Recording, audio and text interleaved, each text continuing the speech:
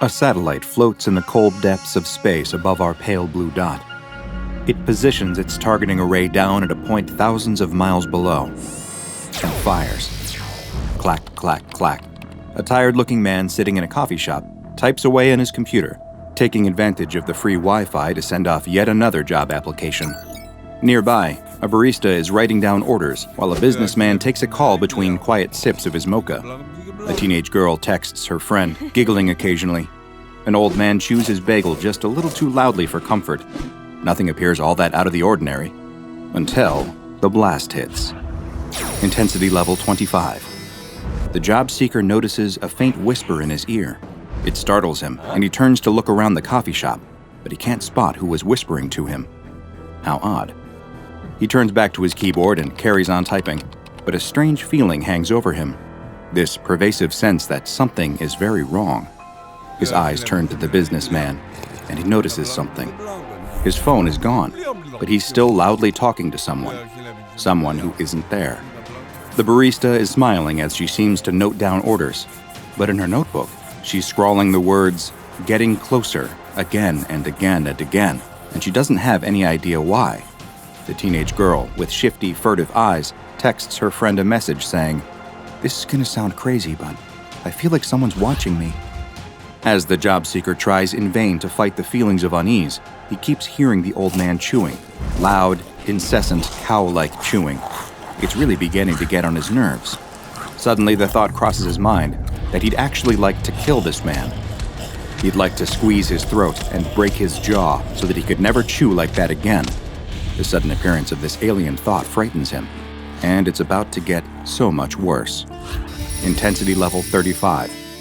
The job seeker starts to wonder if there's any point to this. He suspected that he'd been fired from his last job because nobody liked him. Did he really think he had a chance at getting this one? Really? What a stupid pipe dream. He's bombarded by thoughts like these that make typing more and more difficult. He notices that his hands are shaking. The chewing behind him is still so loud. He can't turn around. He knows on some level that if he does, he'll say something to the old man that he can't take back. The barista stares off into the distance, a haunted, contemplative look in her eye. The businessman gazes into his mocha like a crystal ball. The teenage girl begins to weep. The job seeker looks up when he notices something strange is happening outside. A middle-aged woman walking her dog suddenly clutches her chest like she's having a heart attack. She bends over and breathes deeply. Her dog barks at nothing, enraged by some invisible force that's all around them. Intensity level 50. Something's wrong. The voice in the job seeker's head is no longer a whisper. It's hissing and barking cruel words at him like useless, worthless, lazy, disgusting. Each one boring into his head like a power drill. But far more frightening than the voices themselves is the fact that he believes every single thing they're saying. He's lulled into a trance by their venomous rhythm. The only thing louder is that unending chewing. The waitress calmly walks back to the counter. She picks up a jug of blistering hot coffee and begins to swig directly from it. She can feel it sizzling in her mouth, and she couldn't care less. The businessman begins an intense screaming match with somebody who isn't there, snarling and practically foaming at the mouth. The job seeker can't take that chewing anymore. He turns to the old man, ready to unload on him, but when he opens his mouth to speak, nothing comes out. He sees that the bagel is gone, but the old man is still chewing. He smiles at him, red liquid streaking his lips and teeth. The job seeker looks down at the table and sees the outline of a fingerless hand under the old man's blood-soaked napkin. Intensity level 75. Inside the coffee shop, pandemonium breaks loose. The old man lies catatonic in his booth. The businessman fights a nearby wall, knuckles and toe bones cracking against the bricks. The waitress has the teenage girl in a headlock as the girl shrieks in agony and stabs at her assailant's leg with a table fork. The job seeker looks out the window at the violence suddenly unfolding on the street. Complete strangers are attacking each other with murderous intent, biting, gouging, punching, clawing, tearing, strangling. It all looks like fun. He picks up his laptop and tosses it through the coffee shop window, shattering the glass, as if he was ever going to get that stupid job anyway. He steps through the broken window, a new man, and picks up a large, jagged shard of broken glass, ready to join in on the festivities. Intensity level Keter. Thousands of people are changed. They do unimaginable things to each other and themselves. There is chaos in homes and out on the streets as everything collapses in a wave of terrible, unspeakable violence. Nothing will ever be the same. Thankfully, the horrors that you just observed were only part of a simulation, one created by the SCP Foundation, and intended to demonstrate the worst-case scenarios of various anomalies on their roster. These events have not yet come to pass, but they very easily could if there was even a minor accident with the rogue anomalous satellite known as SCP-923. The SCP-923 satellite consists of a large parabolic dish made from unknown alloys, as well as a powerful internal reactor that produces massive quantities of energy and radiation, all to power the satellite's mysterious anomalous firing mechanism. 923 appears to select specific targets that it then fires a blast of energy at. Those in the proximity of the target when the beam hits are also affected, with the severity of the damage contingent on the intensity of the blast. Like many anomalies, its origins are shrouded in mystery. SCP-923 displays a degree of artificial intelligence and posts reports on its own condition and operations to the O5 Council Secured Information Relay Network, a classified communication network reserved for Foundation employees with Level 5 clearance. According to 923's own data, it was constructed in a Foundation research and development site. This is congruent with blueprints for a planned offensive satellite which was to be constructed at that very site, but the project had actually been cancelled due to logistical concerns. The O5 Council deems it extremely important that SCP-923 never be made aware of this fact. Currently, since two-way lines of communication have been established, 923 obeys the orders of the O5 Council, not firing on a target unless given authorization by them. If it ever discovers that it technically isn't a Foundation construction, it runs the risk of going rogue and triggering some extremely dangerous outcomes, to say the least. SCP-923 was first discovered after it started a correspondence with the O5 Relay Network, posting a message that it had completed another successful termination, despite no such termination actually being ordered. Over the next several hours, this process continued as the 923 satellite sent in termination report after termination report, totaling 57 by the time it stopped, 55 of which were later confirmed to be actual deaths, with the other two being deemed inconclusive. Adjustments have since been made to ensure that SCP-923 can't access any information on the network that hasn't been directly intended for it. SCP-923 is an extremely effective weapon. Depending on its operator's level of tolerance for collateral damage, it can completely reverse its orbit to detect and fire upon a target anywhere on Earth in a very short period of time. All it needs are the target's GPS coordinates, their altitude, the intended time of firing, and a selected level of intensity. This, incidentally, is where things get interesting with the tests the Foundation conducted. Naturally, they wanted to see the kind of firepower that each level of intensity was capable of, so D-classes were requested for live tests. The first test performed was at intensity level 10. However, this resulted in an error message, claiming that the 923 satellite isn't capable of firing at an intensity lower than level 23. In accordance with this new information, the Foundation planned the next test at intensity level 25. This time, the effects immediately took hold. The target and those nearby began to experience a degree of paranoid delusion. They would report hearing voices and be seen interacting with people who weren't there. They would experience a sense of crushing terror, impending doom, and also report the growing desire to cause harm to others. Most of all, in debriefing interviews, they would claim that they felt like they were being watched, though they refused to elaborate on what exactly they meant by that. Recovery time from this condition was measured at being between 15 and 19 days. Next came the test at intensity level 35. Everyone affected experienced symptoms similar to intensity level 25, except with powerful new self-destructive compulsions. The area of effect also grew with the increased power. Researchers who thought they were safe over 10 meters away collapsed to the ground in intense panic attacks. The effects were much longer on this setting too, and recovery from this intensity took 6 to 8 months. Interestingly, during the test, there was a severe disruption to the audio-visual equipment. Some devices had been displaced, others were fused to the ground. The video footage was corrupted beyond use, but the audio retrieved displayed nothing out of the ordinary.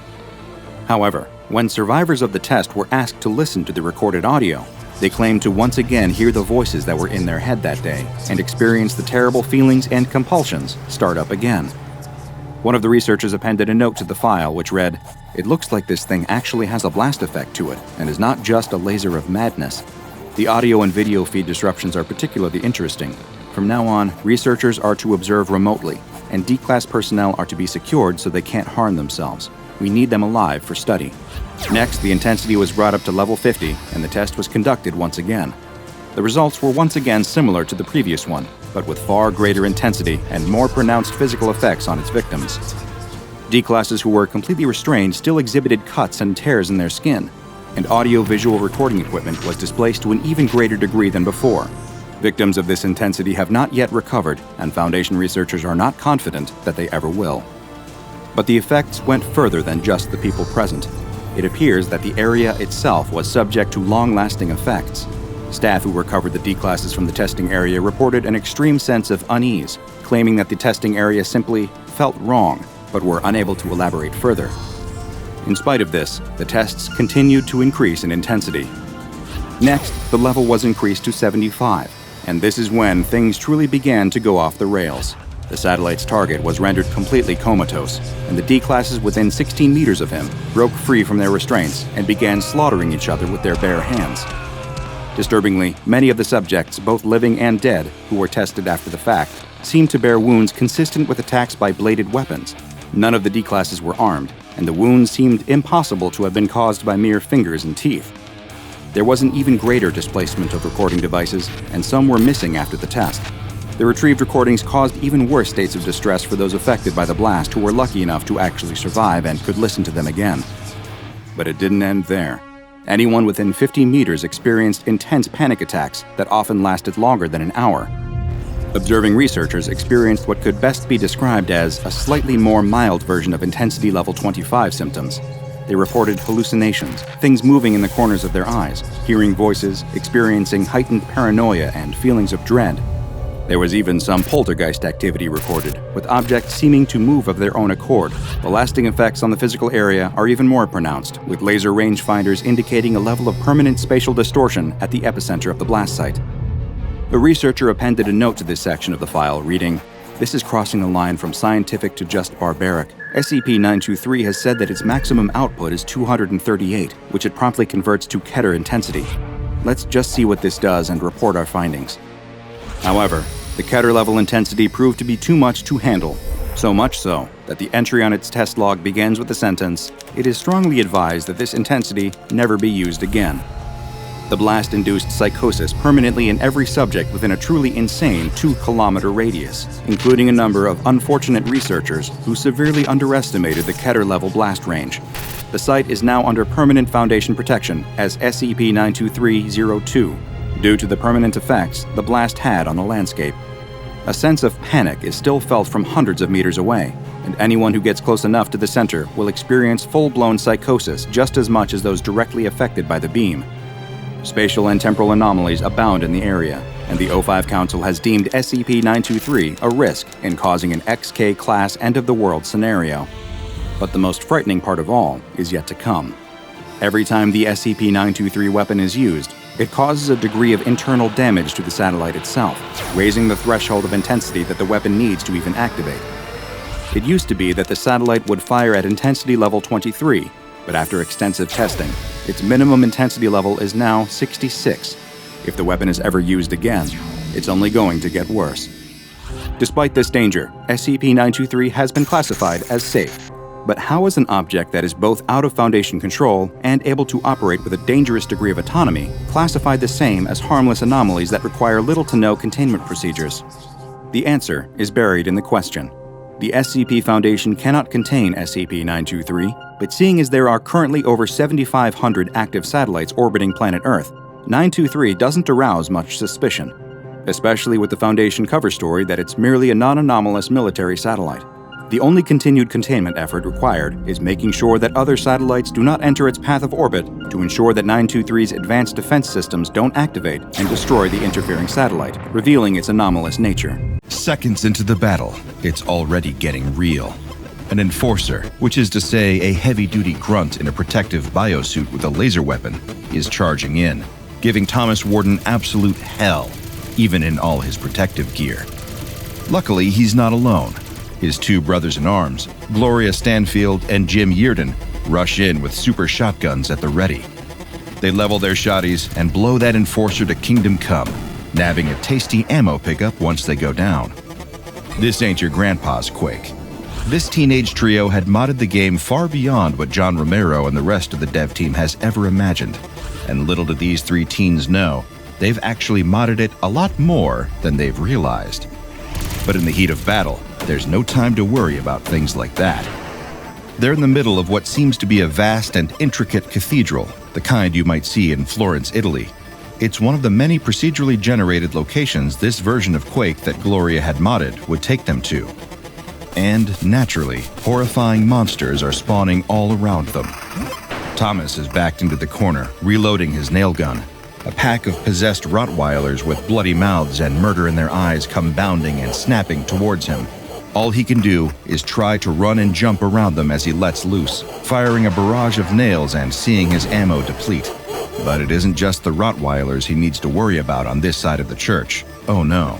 There are grunts aplenty, each wielding shotguns, their faces plastered in the vacant smiles of open sadism.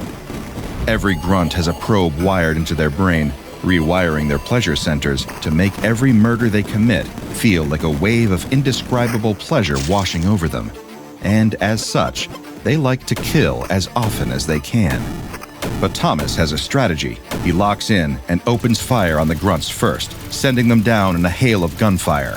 When a grunt goes down, they always drop shotgun ammo, and that shotgun ammo would be extremely useful in taking down the Rottweilers. Thomas feels a pang of relief with the grunts gone. Something about the idea has always disturbed him. To kill while thinking it's doing something wonderful. He couldn't even imagine what a horrible situation it would be to think like that. Still, Thomas loads the ammo into his own super shotgun and sends those Rottweilers off to doggy hell. He's gonna zero plenty more of them before the deathmatch is up. Jim, meanwhile, is struggling with his own battles up near the altar. He's got a small legion of zombies pouring in, throwing chunks of dangerous, rotten flesh at him. Jim needs to dodge, duck, dip, dive, and dodge as the putrid goo balls come raining down, but at least the festering freaks are slow. With his speed and experience at the game, he can charge in with his axe and go into a chopping frenzy without wasting any ammunition. Zombie after zombie falls as more pickups, which include bonuses to ammo, speed, and armor, drop with abandon. He feels like the Grim Reaper harvesting his crop, and nobody can outmaneuver him. That is, until he notices the knights. These undead monsters are less chivalry and more just shiv, which is just what they love to do with their deadly blade arms and fast movements. Jim's an experienced enough player to know that taking them on at close range is downright self-destructive. All he could do was fall back and pull out his super nail gun, letting loose until the knights started falling just as easily as the zombies. But of course, it was never going to be that easy, was it? A second too late, Jim notices a spawn on the nearby wall. These nasty, blobby creatures have a unique attack method compared to the rest of these mutant mooks. They leap off the wall directly at opponents and explode, showering them in corrosive liquid. And when this happens to Jim, it throws him off his rhythm, sending him on a spin as the scrags move in. These monsters are as nasty to look at as they are unpleasant to deal with. Floating, cobra-like abominations the size of a human body, capable of showering players in venomous spit that leaches off your health.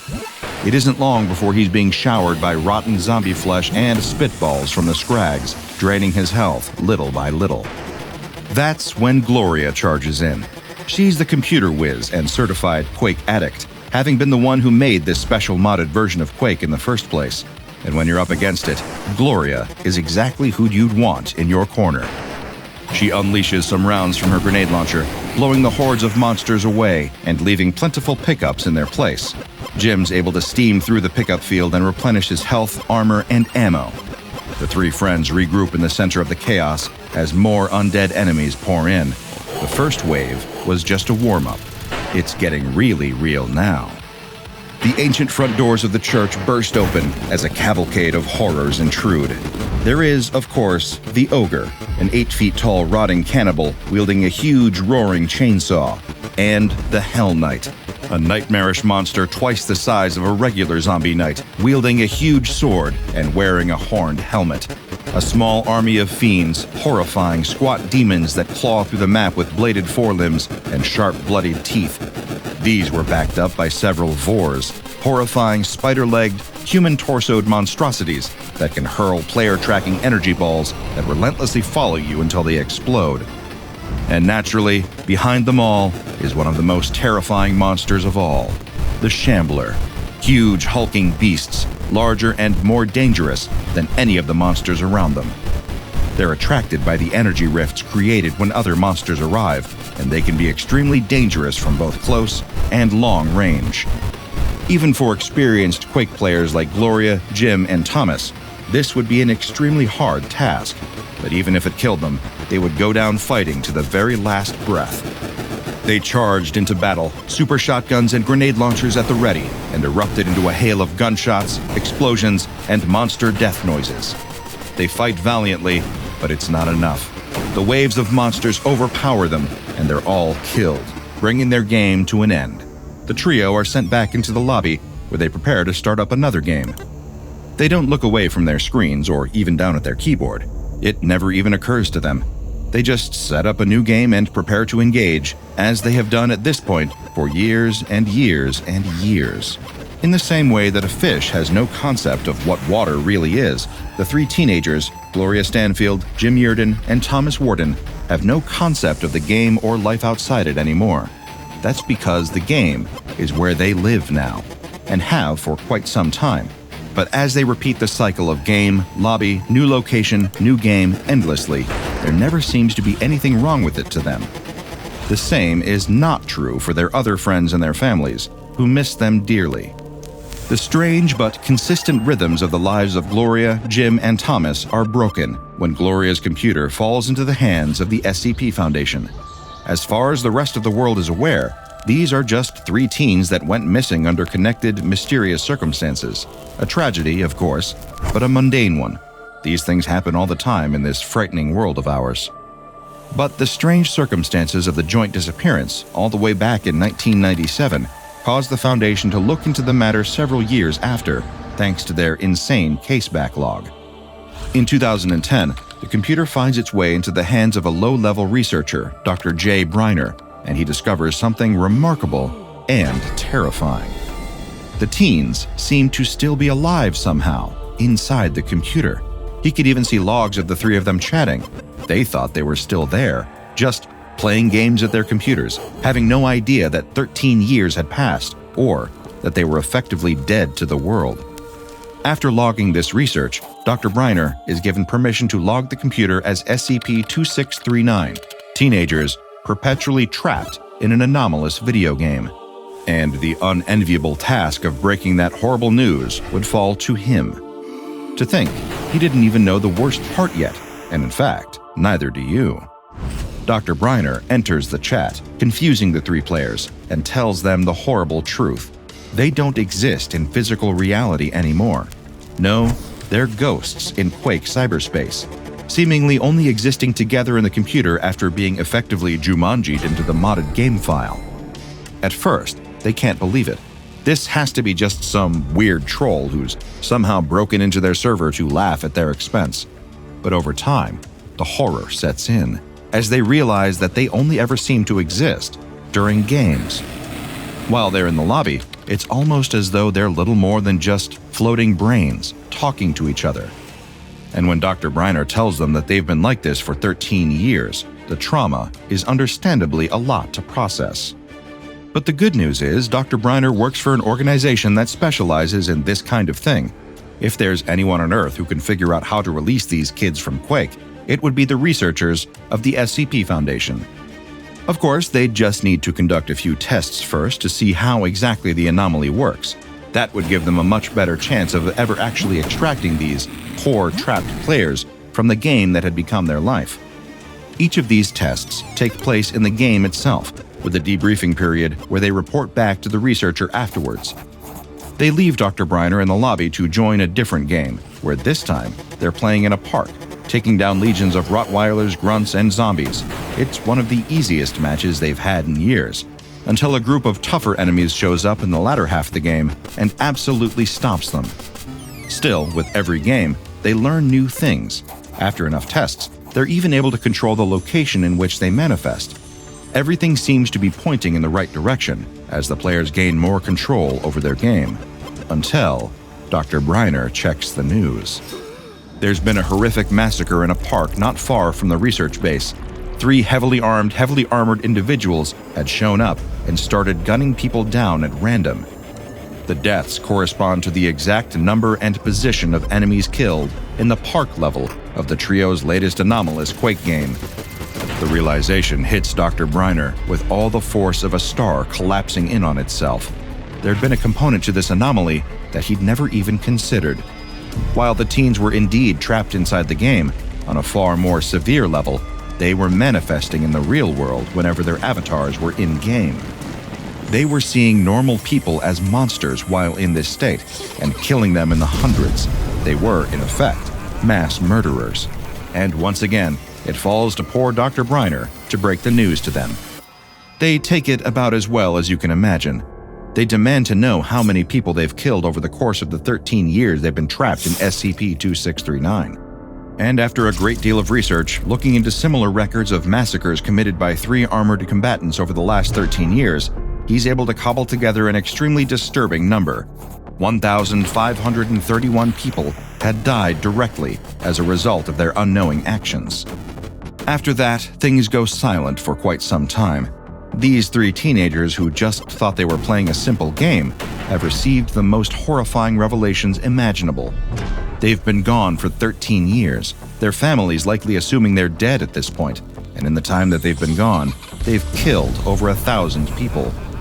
And worse still, even Dr. Briner has to admit that it's unlikely they'll ever find a way out of the game. They're doomed to a terrible fate, and as a result of that, are likely to continue hurting others every time they enter a new game.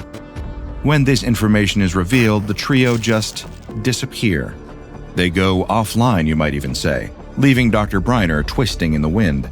Days turn into weeks, weeks turn into months, months turn into years, with nothing but silence. Every so often, as he goes through the motions of rising through the ranks, he checks in on that computer to see if there's a reply. He's got a teenage son himself, so his heart aches for the kids. He thinks day and night about what they're going through in there, even though it pains him to do so. But even as he sends hundreds of messages, now a level 4 researcher, he never gets a reply. He sends them more out of habit now than anything else, just because it feels like something he should do. But now, he doesn't expect a reply anymore. His colleagues tell him that he should just put the whole thing behind him. They say every researcher has that one anomaly that sticks with them, even if it's a dead end. He should just keep his head down and focus on work, and one day, he'll forget about it all. But he never does, no matter what he thinks to himself. Until one day, during what seems like a perfectly normal shift, SCP-682, the hard-to-destroy reptile, breaches containment and slaughters its way into Dr. Briner's sector. Years of working at the Foundation, and he's never been so close to death.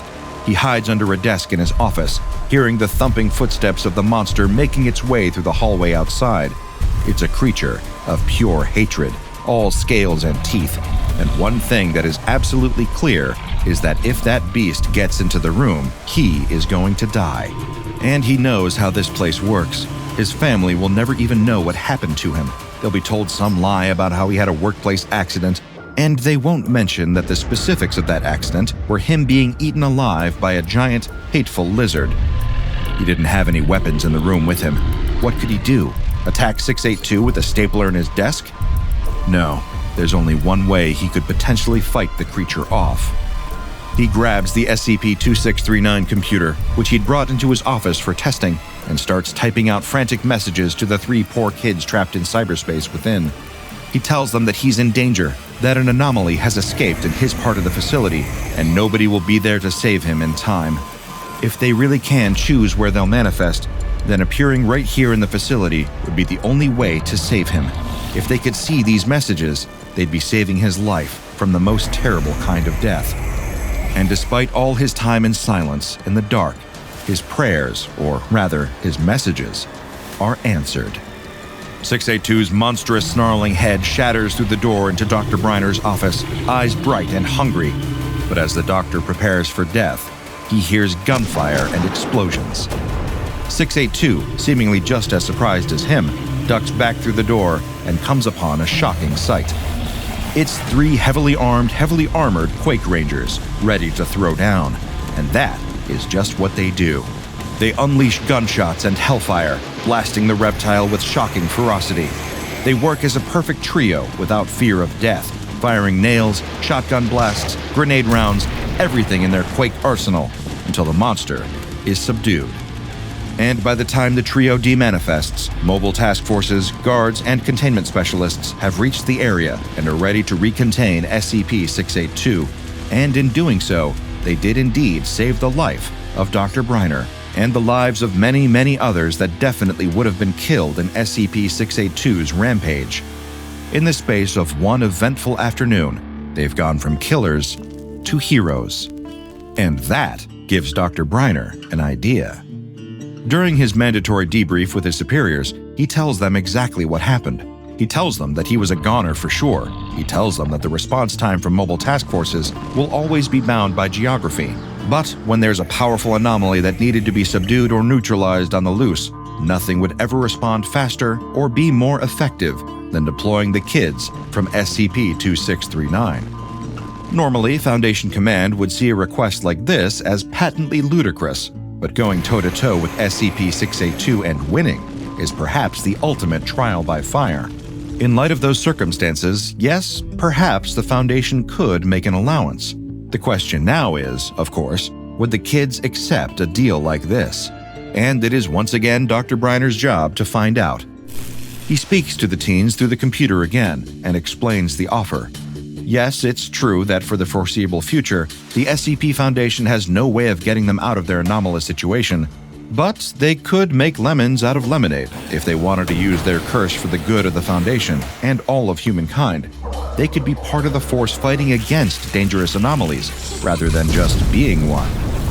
After some deliberation, the teens agree on one condition, that they never ever be deployed against a human being. And that was a stipulation the SCP Foundation can very much work with. They form a new mobile task force called MTF Omega-9, aka the Scrubs. The official description of this task force reads, Mobile Task Force Omega-9 consists of 3 anomalous entities available for near-instantaneous deployment into extreme circumstances requiring the delivery of overwhelming force. Its primary purpose is as a rapid response team for containment breaches involving violent, hostile anomalies. As part of the agreement reached with these 3 entities, MTF Omega-9 is only to be used to eliminate hostile, non-human targets. Because of their emphatic cooperation with the SCP Foundation, the containment class of SCP-2639 has been downgraded from Keter to Euclid class. The computer is secured in a containment chamber in a secure SCP Foundation site, specifically one with protections against data leakage. Access to the computer is only permitted for Level 4 security clearance personnel and above.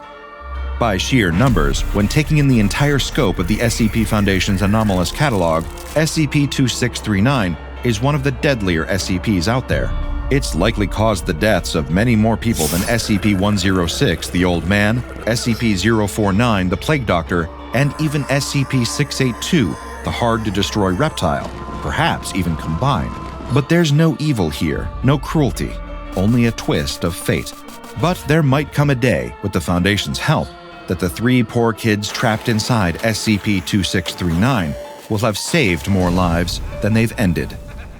Foundation field agents draw their handguns, aiming them at the woman and the hapless intern. Those fools have no idea how dangerous the coffee machine is. They could print a biological weapon that could wipe out half the globe. A volatile chemical that could explode and take out half the block. Or some monstrous, gelatinous creature that could slither out of the coffee cup and become an XK-class end-of-the-world scenario by the end of the afternoon. The field agents thought that the woman and the intern were plain stupid to be messing with a device this powerful. Little did they know, the duo were actually much, much more stupid than that, as the woman's handbag full of sloshing black printer ink would imply. But could one final cup from SCP-294, a bubbling green cup of mysterious liquid, save them from the pair of ruthless advancing Foundation field agents, or would it make everything catastrophically worse? And to think, it had all been so normal just a few hours ago. The intern tells her that they're being watched. The whisper came from behind the woman's shoulder so suddenly that she spilled the stack of papers piled high in her trembling arms. Every office drone in every cubicle turns to look at her at the same time, like a swarm of drab zombies. Only instead of getting up to come and eat her brains, they all start tutting and muttering to themselves passive-aggressively. The woman spins around and glares at the intern. He's way up in her personal space, with wide, anxious eyes that dart all around the office. He dives behind a fake plant and beckons for her to join him. She does not. She simply asks, annoyed, who's watching them. She doesn't bother keeping her voice down, which only panics the intern more. He shushes her, grabs her arm, and drags her behind the plant too. She barely knows this kid. Had one awkward interaction with him in the break room a week ago, where he talked at her about something called Battlestar Galactica, and since then, he'd latched onto her. Every meeting she went into, he'd sit beside her. Every lunch break, he'd happen to be in the elevator with her as well. She was getting real sick of it. He tells her that it's not safe, that they need to go to the basement. He said the word basement like it was some kind of government classified secret. She has absolutely no desire to go down there with him, but annoyingly, she has to go down there to mail a letter. The woman stands and turns to the room at large. He manages to jump through the closing doors behind her and starts wringing his hands nervously as they descend. The doors open, he checks that the coast is clear, and then takes off quickly down the corridor. Refusing to be a part of this whole charade, the woman walks extra slowly behind him. The basement's dusty. No one ever really comes down here anymore. All it is one long corridor with the elevator on one side with some emergency stairs and a coffee machine on the other. Halfway along, there's a trash can and a mail chute. That's it. It seems like the cleaners don't even really bother with this part of the office. The pair of them stop by the coffee machine, the woman leaning against it with arms folded, the intern running nervous hands through his hair. "We've been infiltrated." The woman laughs at how seriously this kid is taking his little conspiracy. Infiltrated? They work for an asset distribution and holding logistics company. Even she doesn't really know what they do here. What could anyone possibly hope to gain through infiltrating this place? The intern nods his head sideways so subtly she totally misses it the first time around. He does it again, more obviously. The coffee machine? He's nodding at the coffee machine, like a maniac.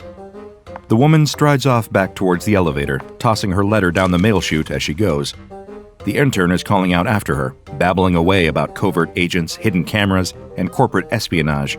She just lets him talk as she hits the button to call the elevator. In a desperate attempt, he seems to change tack, asking her if he can get her a drink from the machine. She laughs. There isn't a drink in the world that will convince her to entertain this conversation. The elevator arrives. The doors slide open. The intern says that there has to be something. The woman looks back at the intern. For some reason, he looks genuinely serious in his offer. She lets a dry smile spread across her face.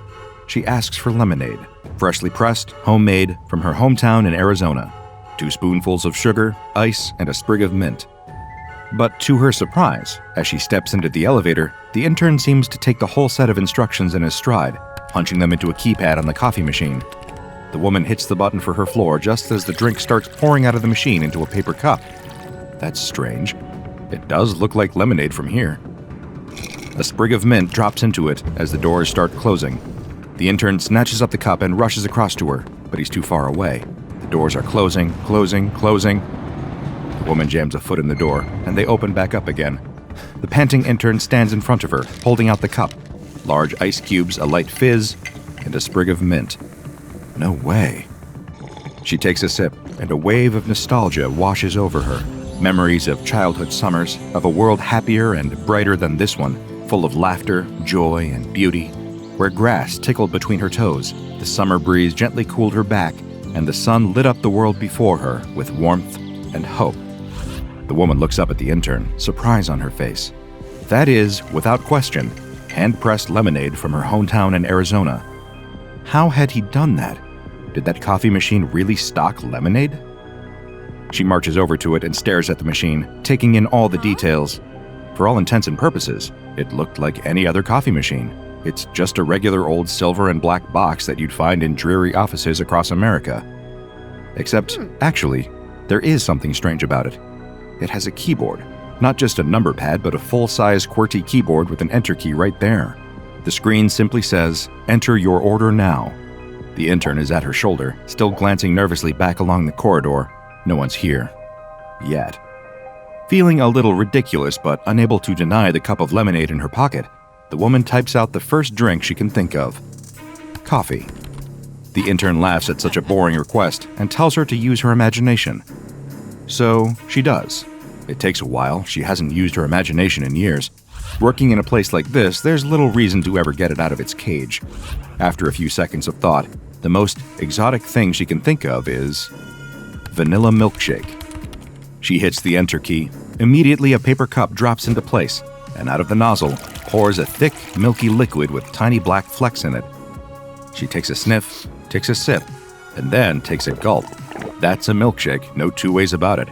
And a pretty good one at that. She laughs and turns to the intern. This is the most fun thing to happen in this office since Keanu Reeves almost came into the lobby, but then realized he was in the wrong place. She'll have to tell everyone about this upstairs. It'll be the talk of the office. But the intern grabs her arm as she goes to leave and pulls her back. There's a very serious expression on his face. Without a word, he pulls her back over to the machine and starts typing. Gasoline. Without hesitation, a new cup appears and out pours a shimmering fluid that hits the woman's nose so quickly she can identify it straight away. Covering her nose, she stares at the cup incredulously. Why would a drinks machine be able to dispense something like that? The intern is fuming with himself. That cup of gasoline stinks to high heaven. If they're being watched and suddenly start walking around the office holding a cup of gas, they'll be found out in an instant. That reminds the woman. Wait, so who is it who's following you? He first noticed it 3 weeks ago. Being an intern, it was his job to hand out the mail to everyone in the office. In a business spanning 13 floors, he was one of the only employees to actually regularly visit each floor. Most people would go to their same desks every day, sit next to the same people, then go home, blissfully unaware of the hundreds of others sitting above and below them. But not him. Every morning, the intern would do the rounds, going from bottom to top floor one by one, handing out the post to each cubicle. Only a handful of people bothered to talk to him, and so he really noticed all of a sudden when one of them stopped showing up to work. A mother in her mid-50s, stable life, stable marriage, she'd always been very warm towards him. But one day, when he rounded the corner, she was gone, replaced by a man in a very neat pressed black suit, dry cleaning tag still hanging from the collar. Not thinking too much of it, the intern had gone about his week a little sadder but generally unconcerned. Unforeseen circumstances happen all the time, especially in an office this big. But then another employee, a grumpy old man from accounts, was suddenly gone, replaced by a young woman in a neatly pressed new suit. The tag in the wastepaper basket by her desk had the same dry cleaner's logo on it. One by one, dozens of employees were being mysteriously replaced, and all of the workers, too zombified by their jobs, hadn't even noticed. These new employees could only be one thing: undercover agents. But whose undercover agents remained a mystery. The closest that the intern had got was when he overheard a pair of them saying something about a foundation, whatever that meant. The intern turns around and starts typing on the keypad. Gold. And sure enough, quick as a flash, a paper cup appears, and out of the nozzle pours a thick, shimmering golden liquid. The woman stares at it in disbelief. It couldn't be. She reaches down to take it, but can't. It's heavy, really heavy. Is that really? He nods. He explains that he hasn't got a clue why it isn't hotter to the touch. It doesn't feel any hotter than a cup of coffee would, or indeed how it doesn't destroy the cup since it's just a regular paper one. But he'd taken it home, poured it into a cake tin, where it solidified into a brick. The jewelers in town took a look at it for him the next day and confirmed that it was the real thing. 24-karat gold, 1 paper cup worth. The woman takes the cup and types the word in again, hitting enter. Another cup of liquid gold pours out. She does it again, and again. But on the 6th time she hits enter, nothing happens. No error message, nothing. The intern explains that you can only do it 50 times in one go. Then you have to wait for an hour and a half for it to restock. The elevator doors open. 2 people in pressed black suits step out through the doors and spy the pair of them immediately. For some reason, the woman's first instinct is to take off running, but she stops herself just in time, trying her best to act cool, with 5 cups of liquid gold in her hands. From where they are, these must all look like regular cups of coffee she's collecting for a drinks round, but if they get much closer, the agents start walking toward the woman and the intern. All 4 people in this interaction are doing their absolute best to act casually. None of them are really succeeding. There's a trash can exactly halfway between them all. She needs to get there first and dump the cups before anyone can look inside them. Taking off at a hurried but hopefully not panicked trot, she starts throwing as much corporate jargon at the intern as she can. He falls into step beside her, engaging animatedly in the discussion of quarterly growth and stagnating markets. The trash can's getting closer. It'll be close. The agents stop and block off the corridor.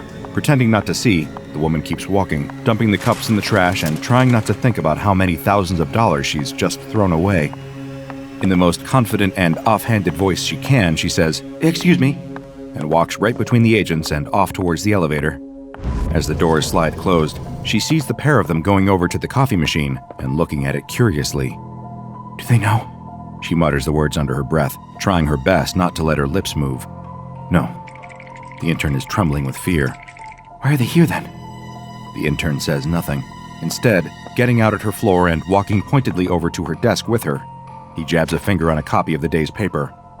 5.8 million worth of gold vanishes from locked bank vault. The woman's blood runs cold.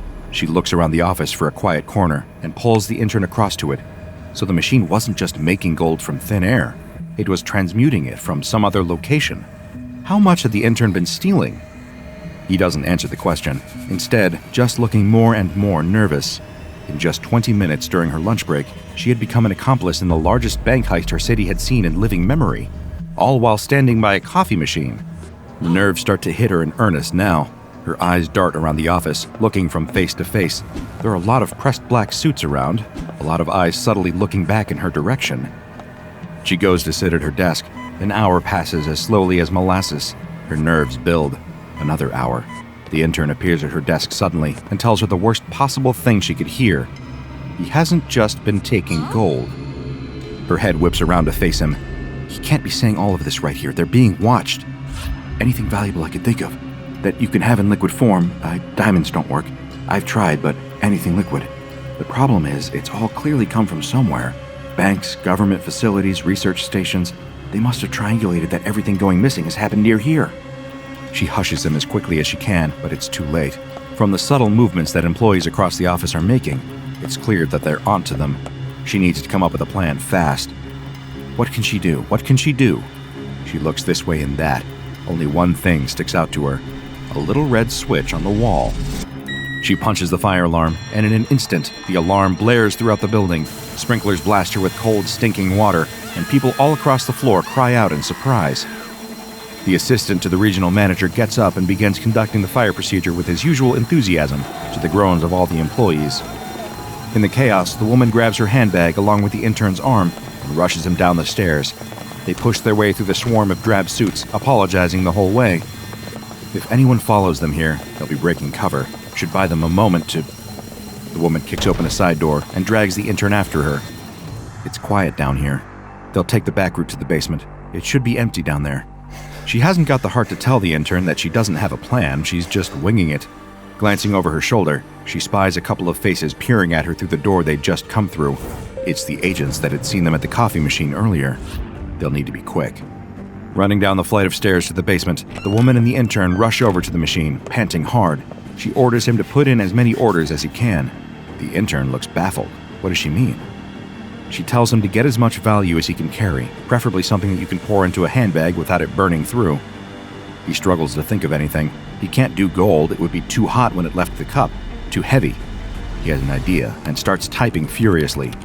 Cup after cup pours out of the machine, and he puts paper lids on them and he dumps them into her bag.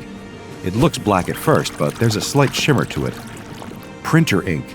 It's the most valuable liquid per liter in the world. He saw it on TikTok. But how in the world were they supposed to sell it? But the woman guesses she'll have to worry about that later. The door at the far side of the corridor has opened. Out step the two agents. "What are you two doing down here? The fire alarm's going off." The agents drop the facade and draw pistols from beneath their suit jackets. "The coffee's that good down here, huh?" They don't smile with their joke. The intern tugs at her sleeves. She brushes him off. Not now, she needs to think. "It's great." Wow, what a comeback from her. Turns out she's not so hot under pressure. A cup appears in her hand. The intern has shoved it there. She glances down. It's a clear, slightly green liquid, shimmering a little too much in the light. He nods at her. "I would drink that if I were you." The agent raises his gun, his partner following suit. Here goes nothing. She slams the drink back in one gulp and raises her arms in the air. Both agents stop dead, aiming down their barrels ready to fire. but the woman suddenly feels an enormous sense of calm washing over her. Agents Jones and Hilton, I would kindly ask that you lower your weapons. My name is Professor Kane. I have clearance level 5 and am in charge of this operation. The agents both doubt themselves all of a sudden. The name Kane is ringing bells in both of their minds. You don't look much like Professor Kane. Charming. That's because I've been off on maternity leave for the previous few weeks. Childcare will bring out the gray hairs like nothing else. Agent Wilkins and I are taking this opportunity to conduct first-hand research on the nature of this particular SCP, and I would kindly request you give us the time and space to conduct our research. Research, I might add, that neither of you have the clearance to be a part of. The two agents look sheepish. They glance at each other, then holster their weapons. With mumbled apologies, they hesitantly make their way back towards the back stairs. As soon as the door closes, the woman swivels round and looks at the intern. What on earth had he given her? The machine answers her question. 1 cup of knowledge of the entire secret operation. They grin at each other, the intern taking a sip of a matching drink for himself. The knowledge entered both of their minds. They had 5 minutes to get everything they could from the machine before those 2 SCP Foundation field agents realized what was happening. The intern looks concerned. How are they going to get all that gold out of here? How are they going to get out of here? The woman grins, pours herself a cup of gold, and tosses it down the mail chute. I reckon that looks big enough for the both of us, don't you? It is a mild evening in Paris, France, and the sound of ticking clocks fills a modest church tucked down a less populous street. From the outside, it looks like any ordinary Christian church, but inside, it is quite different. There are gears and cogs on the walls where stained glass windows might ordinarily be placed, and the altar resembles the inner workings of a massive clock. The ticking sound is coming not from any timepieces, but from the congregation themselves. This is a ceremony for members of the Cogwork Orthodoxy, an offshoot of the Mechanists, or the Church of the Broken God. The congregation is small, a little less than a dozen in attendance, but they are devout in their faith. A solemn hush falls over the room as the patriarch stands before them, holding a bottle of holy oil.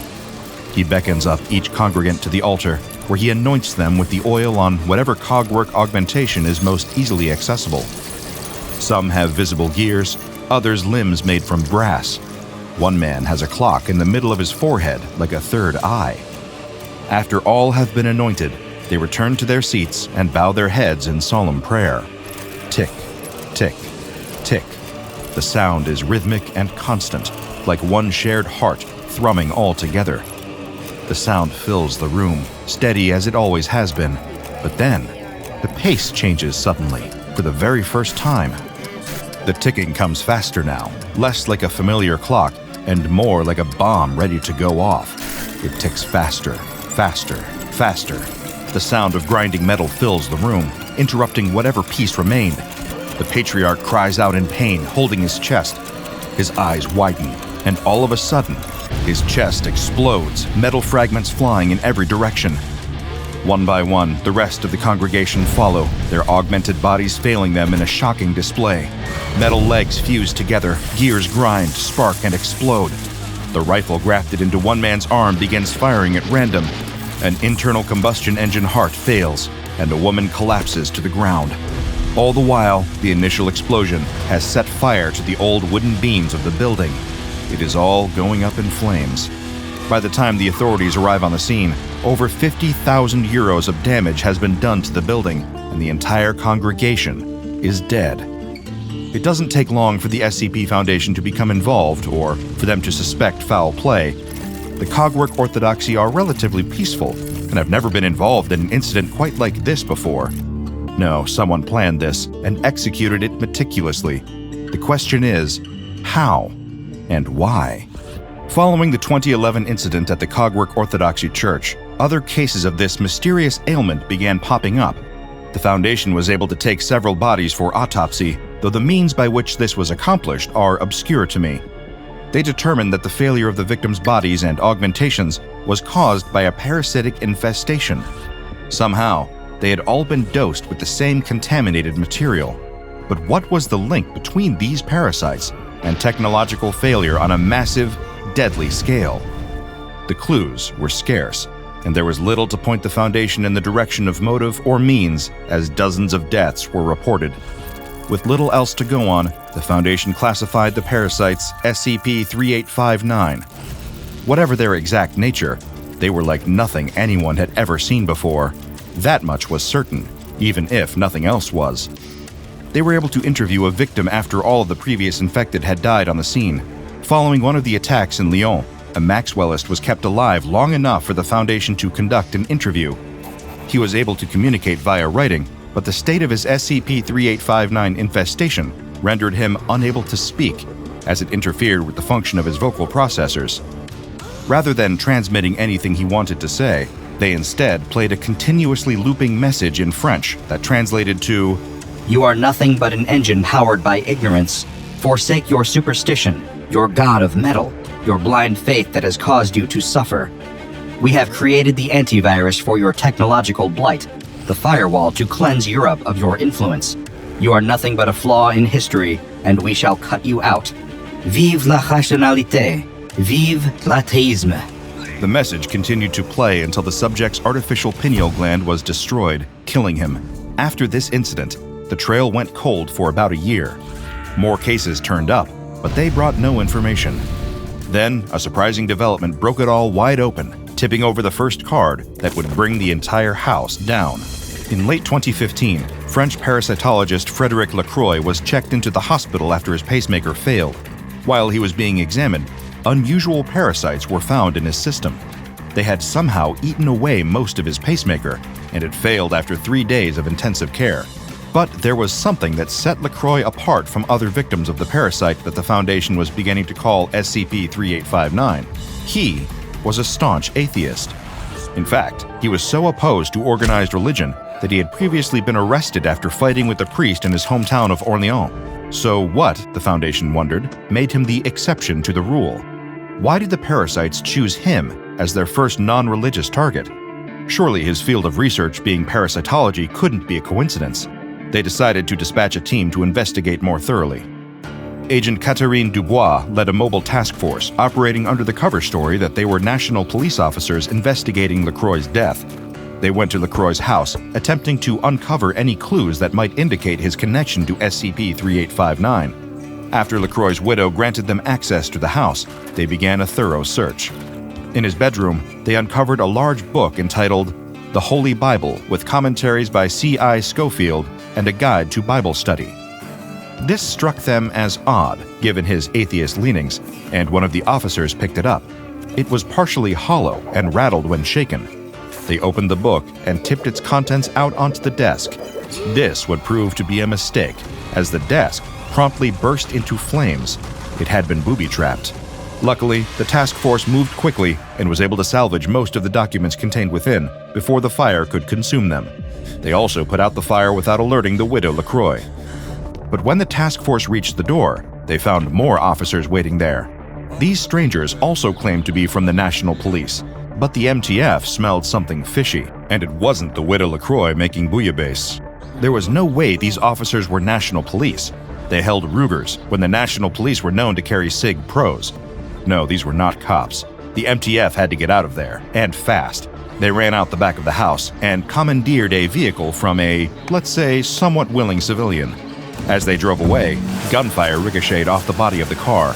The enemy officers were in pursuit, and they teleported their car in front of the MTF in an attempt to cut them off. With the assistance of MTF Omega-5, the Jewelers, the task force was able to evade this enemy force. They were also able to connect the weapons and technology to an existing group of interest. They seemed to be affiliated with Rubus, or Recovery, Use, Bellicosity, and Inhibition of Singularities. A deeper look revealed Lacroix's true allegiance. He was a member of Saphir, a militant atheist organization dedicated to wiping out religious organizations worldwide. This was the French branch. The English branch is known as Sapphire. One of the documents recovered from Lacroix's home revealed this allegiance, titled A Brief Manifesto Against the Mechanite Superstition and How to Topple It.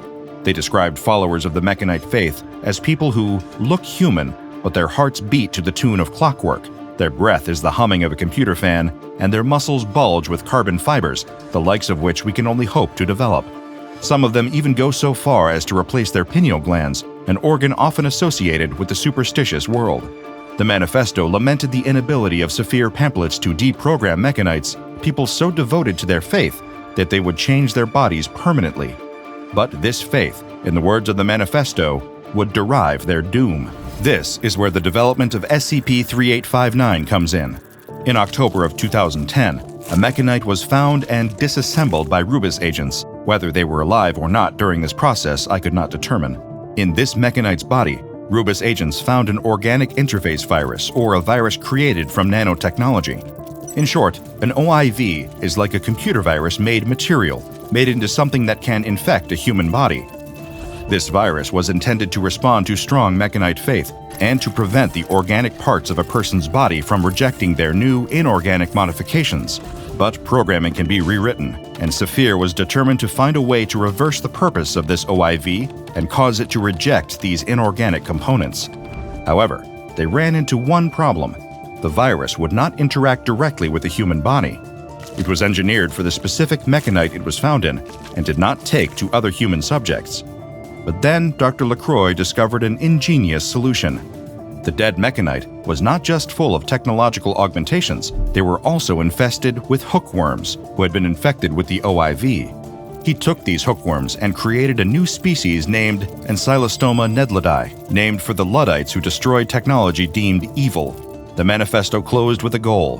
By the close of 2015, we expect to eliminate any mechanite influence on the continent. So Dr. LaCroix created SCP-3859, but he also wound up in a hospital bed, dying as a result of his creation. As one mystery was solved, another revealed itself. What went wrong? The plot only thickened as more Saphir agents died in the wake of LaCroix's death. 6 in total perished from an infestation of SCP-3859. Each was killed when their metal tooth fillings exploded, causing fatal brain hemorrhaging. We know the devastating impact that it has had. Some know it all too well, but what exactly is SCP-3859? The Foundation was able to determine a bit about its nature.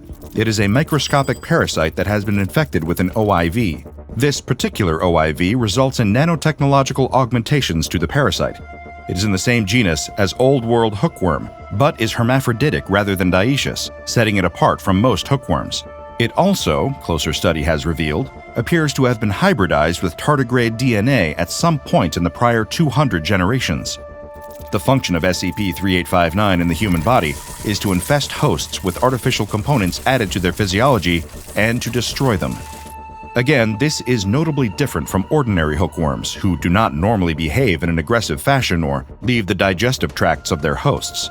This would suggest that the technological components of SCP-3859 are causing them to act in defiance of their nature. Saphir's aims in creating this augmented parasite are clear, but what is still unclear is what happened next. Why did LaCroix's creation turn on him? What happened?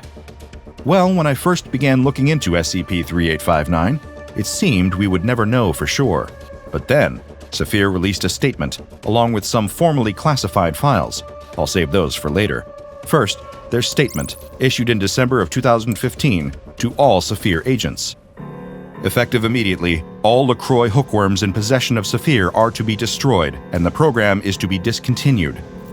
They are acting indiscriminately, affecting atheist and superstitious alike. 20 have died from infestation, including LaCroix. LaCroix was a traitor and a mechanist. His rank is stripped, and his name will be wiped from our history. The statement is intriguing and includes some bold claims. The Foundation was not able to find any information linking LaCroix to Mechanism or anything indicating him as some sort of double agent. Therefore, I was thrilled when a former Rubis agent was able to help the Foundation decipher LaCroix's original journal entries, eager to see what light they might shed on the whole matter. Nothing could prepare me for what I learned. Saphir's assertions about LaCroix were wrong, and the truth was so much stranger than anyone could have anticipated, even the SCP Foundation. In his writings, Dr. LaCroix referred to the parasites as his children, an impulse that, though unsettling, I can sympathize with. It is a lonely business locked away with only one's research for the company. His aims with that research, however, I am a good deal less sympathetic to. Using research on the crucifix protein, a protein supposedly found in the brains of the devoutly religious, he modified the hookworms. Whenever they detected the presence of this compound, the parasites would become aggressive and highly destructive. They would seek out anything unnatural added to the human body and tear it apart with gusto.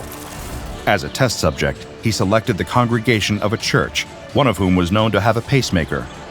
A friend of LaCroix's, hiding in plain sight amongst the clergy, spiked the communion wine with parasites on St. Valentine's Day. The experiment was a success, from LaCroix's perspective at least.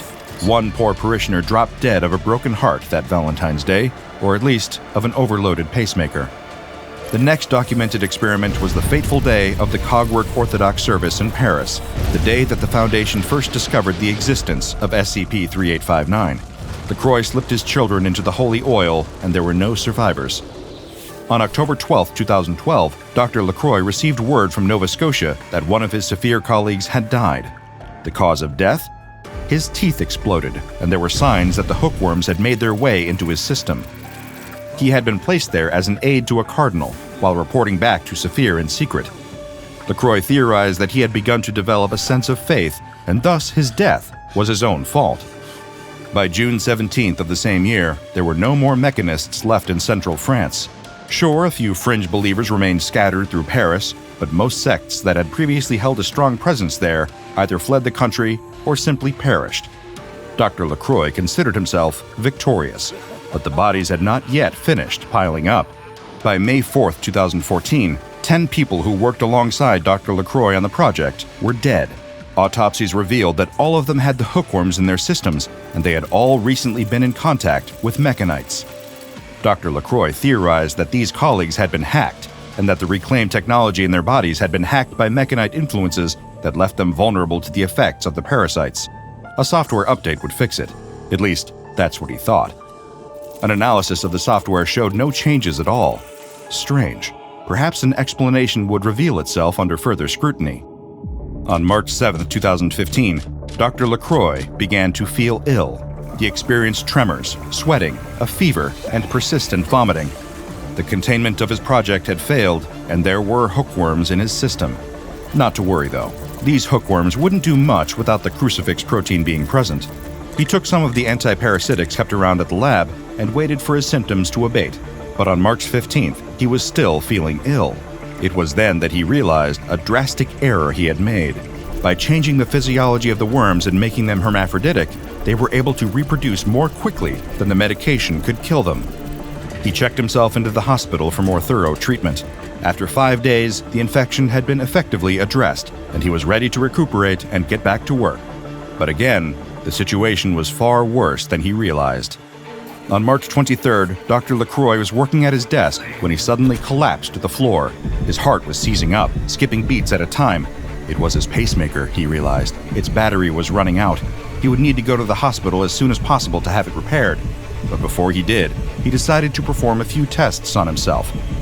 He took a sample of his blood and analyzed it. What he saw should have been impossible, but nevertheless, there they were.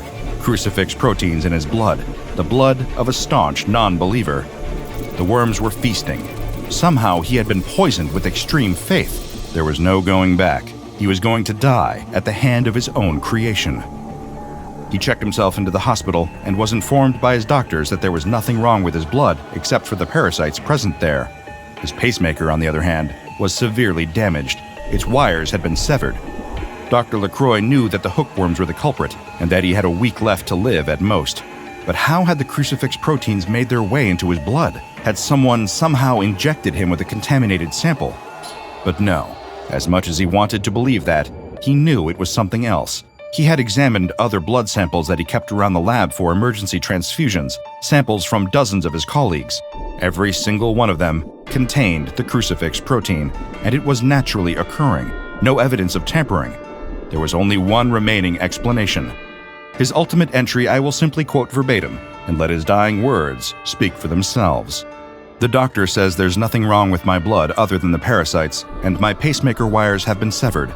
I maybe have a week left. I feel as if I am committing treason while writing this. I tested samples I keep in my lab for emergency transfusions. All of our blood has the crucifix protein, and it's occurring naturally. We have failed. In our quest to make the world a reasonable place, we have made it a crusade. Saphir is a cult. Atheism is a religion. God help us. Though its use has decreased since 2015, there are still active instances of SCP-3859 on the European continent. As a countermeasure, anti-parasitic drugs have been introduced into the water supply of France and its surrounding nations. A new EU regulation was also lobbied for by several foundation companies, increasing food safety standards for items such as Eucharist wafers and other consumables used in religious ceremonies. Any Foundation personnel believed to have been infected with SCP-3859 must be administered a cocktail of antiparasitics and anti-OI viral drugs. The exact makeup of this cocktail may be accessed only by approved Foundation medical personnel. Over the course of my time researching the outskirts of the known world, the places beyond our imaginations, I have come face to face with hundreds of belief systems. Some are off-putting, others comforting, and all of them alien to me. The one constant I have seen again and again is this: extremism, the sort that seeks the elimination of all its opponents through whatever means necessary, always sows the seeds of its own destruction. It seems that Dr. LaCroix sowed those very seeds when he engineered SCP-3859 and reaped them in the most devastating fashion. The story of Saphir and its hookworms, the disease that turned on them when their fervor became violent, is a cautionary tale. Our beliefs can buoy us through the stormy sea of life, can lift us up and keep us sane. But if left entirely unchecked and unexamined, they can steer us straight into our doom. Everyone in this school knows to step aside when the goth girl is on the move. She strides down the school hallway, confident that no one will challenge her as the undisputed ruler of this high school. It's not just her dark wardrobe or her black nails and eyeliner that intimidate the other students. Her domineering attitude and sharp tongue make her feared. She brushes past a gaggle of underclassmen who wilt under her devastating gaze. "Beat it, dorks," she hisses, jerking her head to indicate that they should get out of her way. The other students disperse instantly, afraid the chant's really getting an earful. Her terrible reputation means that no one ever makes trouble for the goth girl, but it's more than just her attitude that keeps her on top. It's also all those rumors around her. The rumors started last year, just after a new transfer student arrived in their school. She was a younger classman who shared the goth girl's same dark fashion sense and sensibilities. Students even saw the younger girl occasionally hanging out with the school's resident goth population, but it was no secret that the goth girl didn't like her. Maybe she felt like this younger girl was homing in on her territory, or even angling to take her place among the goth crew. Whatever the case, other students couldn't help but notice how the goth girl's lip quivered or her eyes flashed whenever the younger girl tried to worm her way into the goth gang's meetups. Then, one day, the younger girl didn't come home from school. The younger girl's parents reported her missing and organized a whole search party. The police spent weeks tracking down every lead, desperately looking for anything that might tell them what became of the missing girl, but found nothing. Rumors spread around school that the goth girl had something to do with it. After all, hadn't the younger girl been her biggest rival? Hadn't she always hated the younger girl? And if anyone at this school would have had the chutzpah to actually do something sinister, it would be her, right? Despite all the gossip, though, no evidence ever surfaced to link the goth girl to the disappearance. The police even interviewed her several times, but she always denied knowing anything. "Yeah, I didn't like that little brat," she said in the police interview. "She was always getting underfoot and thinking that she could hang with us. But that doesn't mean I did anything to her. I mean, it's not like I would have really wanted to hurt her." The goth girl concluded her statement with a knowing smirk, as if she was pleased with herself for getting away with murder. But you can't build a case out of a smirk. So even if the police suspected anything, they were forced to let her go. Eventually, life at school returned to normal. Other than a few fading missing child posters still fixed to telephone poles around town, most students eventually forgot about their missing classmate, but the goth girl's fearsome reputation persisted. Could she have actually had something to do with that younger girl's mysterious disappearance? Now that other students thought she might have actually killed someone, they naturally found her even more intimidating. The goth girl didn't mind, though. After all, she already thought most of the other students were normie losers anyway, so she liked that they gave her a wide berth. The goth girl walks toward the end of the hallway, pushing open a designated fire exit door and slipping out behind the school. Today, the other goths are hanging out behind the school building. They nod curtly as the goth girl joins them. "What's going on, losers?" she says, adopting an aura of bored detachment. "I was just telling them that there's this haunted game you can download," says the goth boy. "It's all messed up. Like, the game knows all your worst secrets, and the more you play, the more it taunts you. Then, when you finish, you just disappear." The other goths snicker at the story. None of them really believe it, but it makes for a fun, spooky tale to help set the atmosphere as the sun sets. But one girl is more skeptical than the rest, to the point that she's almost insulted by how obviously fake this story is. "What do you mean you just disappear?" asks the girl. The boy shrugs. "I don't know. I just know that no one ever sees them again." "I don't believe that at all," says the goth girl. "That sounds made up." No, says the boy. "It's 100% real. It's called the Book of Tamlin." "Okay, sure, whatever you say. And who exactly is Tamlin?" The boy shrugs. "I don't know. Clearly I haven't played it since I'm still here." The girl rolls her eyes. "That's ridiculous. I'll show you right now." She whips her cell phone out of her backpack and starts to thumb through the App Store until she sees it. The Book of Tamlin. It's right there in the store. That just makes this whole story seem even sillier. She would expect that if there were a real haunted app. It would only be accessible via the dark web or maybe a strange glitch that randomly installed it into doomed victims' phones. But it's right here for anyone to download. With a skeptical smirk on her face, she punches the button to begin the installation. "It's right here in the App Store," says the goth girl. "Any of you chickens gonna play?" The other goths eye each other nervously. Sure, they were all pretty quick to dismiss the ominous story about this weird game before. But now that their friend is challenging them to actually play it, they don't feel quite so confident. The goth girl snorts derisively. She wonders why she bothers hanging out with these posers. They're the closest thing that she has to friends, since so few other students even dare approach her.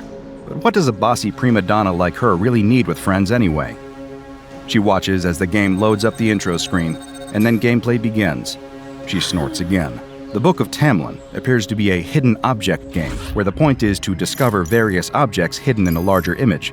This is baby stuff, thinks the goth girl. "Find the 10 black cats in the cemetery," instructs the game as it pulls up a cartoony image of a graveyard. The goth girl's finger hovers over the screen, and she quickly taps it whenever she spots a black cat crouching behind one of the pixelated tombstones. Is this supposed to be scary? The screen fades, and an empty room with a pair of doors fades in. The goth girl intuits that she's supposed to pick one to advance to the next screen. Rolling her eyes, she selects the door on the left. The next scene looks familiar. Too familiar. It's a bedroom. Her bedroom, in fact. She recognizes the dark decor and the black clothing thrown on the floor. She narrows her eyes suspiciously. Surely that's just a crazy coincidence, right? She eyes the other goths, but they don't give any indication that they were expecting this twist. Are they playing a trick on her? "Find the outfits that make your parents ashamed to be seen with you," says the instructions. She grits her teeth. What's the deal with this stupid program insulting her? She knows that her parents don't exactly approve of her fashion choices, but this stupid game can't know that. It's probably just guessing that any young person who plays a game will probably have had quarrels with their parents about the way they dress. That's pretty normal, right? Again, the empty room with the 2 doors appears. This time, the goth girl chooses the one on the right.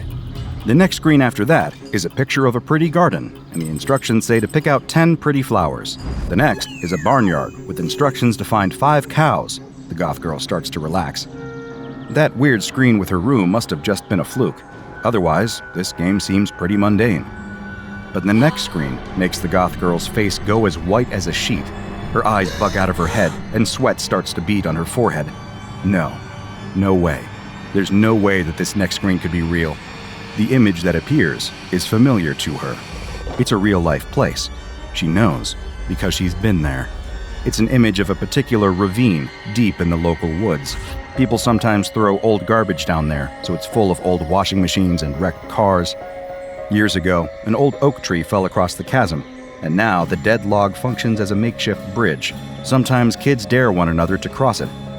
The instructions read, "Find the girl who wanted to be a part of your club." The goth girl doesn't need to search the image to know what she'll find. She knows, deep in her heart, that the hidden object that she's being instructed to find will be a broken body lying at the bottom of the ditch, half hidden under old blankets and debris. How could this game know? She was so careful. She remembers last school year when that younger girl kept trying to usurp her place in her clique. It made her so mad. But that younger girl seemed to look up to her, to think of her as the leader of the group, and the one who she needed to impress in order to be accepted. That was good. The goth girl knew she could use that to her advantage. She told the younger girl to meet her in the woods by the old ravine late at night. Of course, it was nothing sinister. It was just for a little initiation test to prove that the younger girl could take her place as part of their gang. The younger girl was only too excited for her test. The goth girl was waiting at the ravine when her younger rival finally arrived. "I came as fast as I could," said the younger girl. "What do you need me to do?" "Listen, I see how you want to hang out with us," said the goth girl, "but you have to prove yourself if you want to be part of our group. But you have to understand, us goths, we embrace the darkness. We're not scared of the void. We only take the coolest and the bravest, the kids who aren't afraid of death. So you have to show me that you're willing to look eternity in the eye. All you have to do to join us is to cross this ravine over that log over there." She pointed at the fallen log. The younger girl looked frightened, but she nodded. The goth girl half expected her to turn tail and run home, but she was surprised to see her rival make her way toward the log. Maybe she wasn't as much of a poser as the goth girl thought. The goth girl didn't mean for anything bad to happen. She really only wanted to scare the younger girl. Maybe she could freak her out enough that she wouldn't want to hang out with them anymore, and then she wouldn't have to deal with that little pest anymore.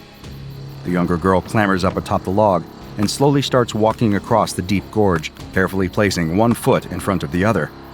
But the peeling bark of the old log is more slippery than it looks, and it's hard to keep her footing in the dark. The younger girl makes it almost halfway across the ravine before she loses her footing. With a yelp, she lurches to the side and falls down the slope, tumbling head over heels and landing amongst the garbage with a sickening crunch. The goth girl screamed in shock. She stared down in the ravine, seeing the younger girl lying still at the bottom, her neck bent at an impossible angle. It was obvious that the fall had killed her instantly. The goth girl knew she was in trouble. Or was she? Nobody knew she was out here. Nobody knew that she'd asked the younger girl to meet her here. All she had to do was keep her mouth shut, and nobody could pin this on her. The plan worked. She worked out her alibi and stuck to it during all the police interviews, never deviating, practicing her story until it sounded natural. The cops fell for it, clearing her as a suspect before moving on in their investigation. For a whole year, she had carried this terrible secret. Of course, it got easier over time. She gradually convinced herself that the whole thing was a terrible accident. It couldn't have been prevented. She had nothing to feel guilty about. And yet, somehow, this game knew. This game knew exactly what she had done. The phone slips from her palsied fingers and drops to the ground. The other goths look at her in confusion. They've never seen their leader in such a state of terror. What could have spooked her so bad? "Which of you made this dumb game?" she snaps. "It must have been one of you. Fess up." "We don't know what you're talking about," says the goth boy. "I already told you, it's supposed to be haunted and—" "I don't know what you think you know, but you don't know anything," shouts the goth girl, hysterical in her fear. Has she been found out? Was this entire game just an elaborate ruse to trick her into confessing her guilt? Well, she's not going to fall for it. She's still the queen boss of this school, and if any of these losers think that they can knock her off her perch with a silly game, they're dead wrong. "What do you mean, we don't know anything?" the other goths are murmuring amongst themselves. Of course, they'd heard the rumors about their leader as well, but they never really gave them much credence. She may be a little sharp, but that doesn't make her capable of murder. But the way that this game had freaked her out so much is really beginning to make them wonder. The goth girl is frantic now, seeing her control slip away as the other kids begin to mull the possibilities. She can't believe this. She wonders desperately if someone was there that night to see the whole terrible accident play out. Or maybe she let something slip without knowing. What other explanation could there possibly be? "I'm out of here. Leave me alone. Don't follow me," she yells as she stomps away. The other goths don't make any move to follow, intimidated by the wrath of their leader. But when the goth girl throws open the door to head back inside the school, she's confronted with an unexpected sight. Instead of the long gray hallway lined with lockers that she expected, she instead sees a single empty room. It couldn't be, but it looks exactly like the empty room from the game, the one that she glimpsed between levels. "This isn't supposed to be here," she cries. Behind her, the other goths stare in confusion. They too recognize the room from the game, but they can't figure out for the life of them how it's managed to appear in real life. What's going on? Is her guilty mind playing tricks on her? No, that can't be. The reaction of the other goths shows that they see it too. She doesn't think she can trust her senses, but she also feels an overwhelming urge to step into that empty room. "Don't go in," calls the goth boy, but it's too late. Internally, her rational mind is screaming at her to stay out, but she can't control her feet. She steps inside, and the door swings closed behind her. The goth boy runs to the door and yanks it open, hoping to help his terrified friend. But beyond the door, he sees nothing but the ordinary hallway that's always been there. The mysterious empty room is nowhere to be seen, and the goth girl has completely vanished with it.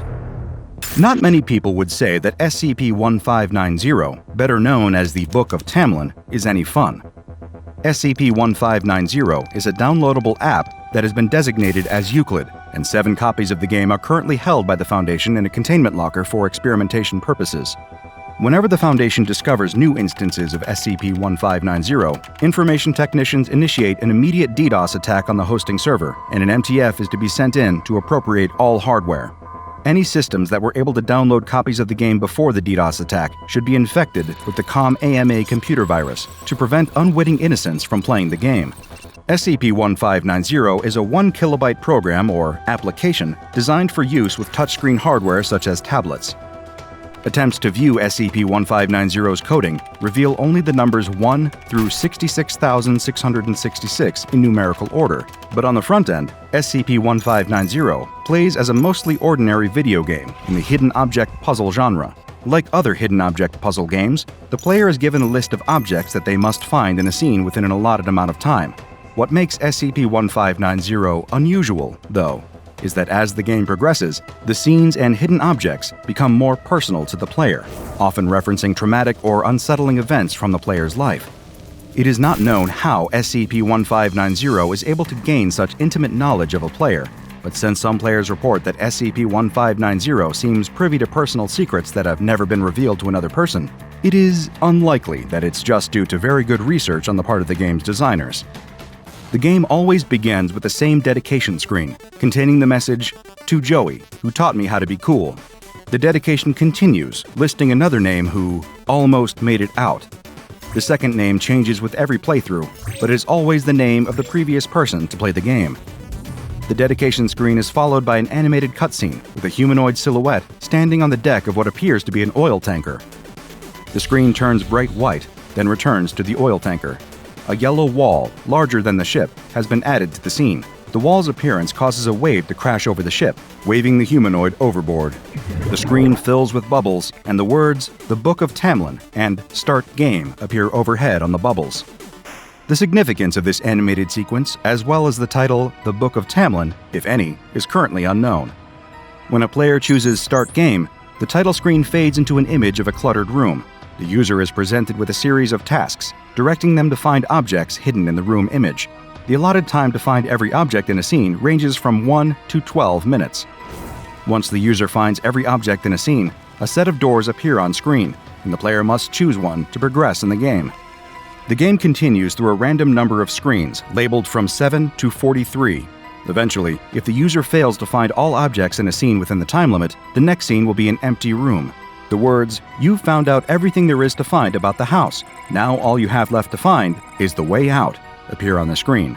At this point, the game ends and cannot be replayed by the same user. The actual length of the game appears to vary from player to player, but even players who appear to win the game, always finding all hidden objects within the time limit, will eventually be shown the same end screen and receive the same message. As strange as the game is, what happens next is even stranger. Within 72 hours of completing the game, whether a player has ostensibly won or lost, the player will encounter the final room from the game in real life. They will find that some ordinary door, possibly in their home or workplace, no longer leads to the room it should lead to, but instead leads to the empty room from the end of the game. If someone other than the player attempts to pass through the door, they will find themselves not in the empty room from the game, but instead in the room that the door normally leads to. If the player passes through the door, though, they disappear into the empty room. Any tracking devices cease to transmit after the user passes through the doorway. The Foundation currently has no idea who or what is behind SCP-1590, or how the game manages to access users' memories. It's also not clear what purpose the game solves, whether it's intended as a therapy device to help subjects work through hidden trauma, or as an instrument of justice to punish wrongdoing. Either way, you might want to make sure you have a clean conscience before you download any new mysterious games for your phone. You never know when you might find yourself confronting the Book of Tamlin. The hammer cracked the metal with a thud that caused the old wooden floor beneath him to rattle. Sparks flew, but the metal was refusing to cooperate. Again. Dripping sweat, he cursed under his breath and wiped his greasy hands on his pants. The place smelt of burnt oil, rust, and desperation, like the result of every other half-finished experiment scattered across the room. The basement had become a dumpster of failure, its floor littered with discarded weapons. The latest one, a mangled piece of junk, lay there with the others, looking just like the rest, a trophy of his mistakes. It was hot, too hot. But then again, there was no air conditioning in the makeshift lab. Not that the heat bothered him. The world outside, the real world, where the Argentine military junta was busy terrorizing guerrilla forces, was no concern of his. He was here. He was safe. Down in his concrete fortress, no one could interrupt him, except maybe his own mind, but that was another story. He had come to Argentina in the years following Germany's defeat. After the Allies liberated it, he fled, using his connections to slip away to Argentina, where there was a place for those like him. The scientist had put the past behind him. At least that's what he told himself. He swore that nothing would stop him from continuing his work, not even the fact that the world had already moved on from his twisted vision of the future. His hands shook as he dropped the hammer. The old wooden bench creaked under the weight of his frustration. For years, he'd tried to force this alien metal to cooperate, thinking it could be perfected. But it was inconsistent. It didn't bend to his will. Not yet. He didn't need this. The war was over, but he still hadn't finished. The defeat of Germany had been a failure, a mistake, and he was here to correct it, to finish what had been started. And what better way to do that than to create a weapon that could never run out of ammunition? The loud clang of the hammer hitting the metal was his only answer, followed by a trail of sparks. One more failed attempt. This wasn't the breakthrough he had been dreaming of. No, this was just another pile of junk that would gather dust. The gun, an MP5K PDW submachine gun, refused to accept the strange alien metal, sputtering out sparks and misfires. But then, something caught his eye. The metal fused. It finally fused. This time he could feel it, a connection. He paused, wiped his brow, and stared at the gun. What were those white things where the bullets should be? He blinked. He stared harder. The chamber was filled with them. They looked like teeth. Jagged, sharp, a real mess. But human teeth. He pulled the trigger. A groan echoed through the room, coming from the weapon itself. Or was it the metal? Maybe it was just the sound of his brain breaking. The teeth fired. He stared at the weapon. Teeth? He mumbled, barely believing it himself. It was a submachine gun, not a dental office. He stared at the weird projectiles, unsure if this was what he wanted. This wasn't what he wanted.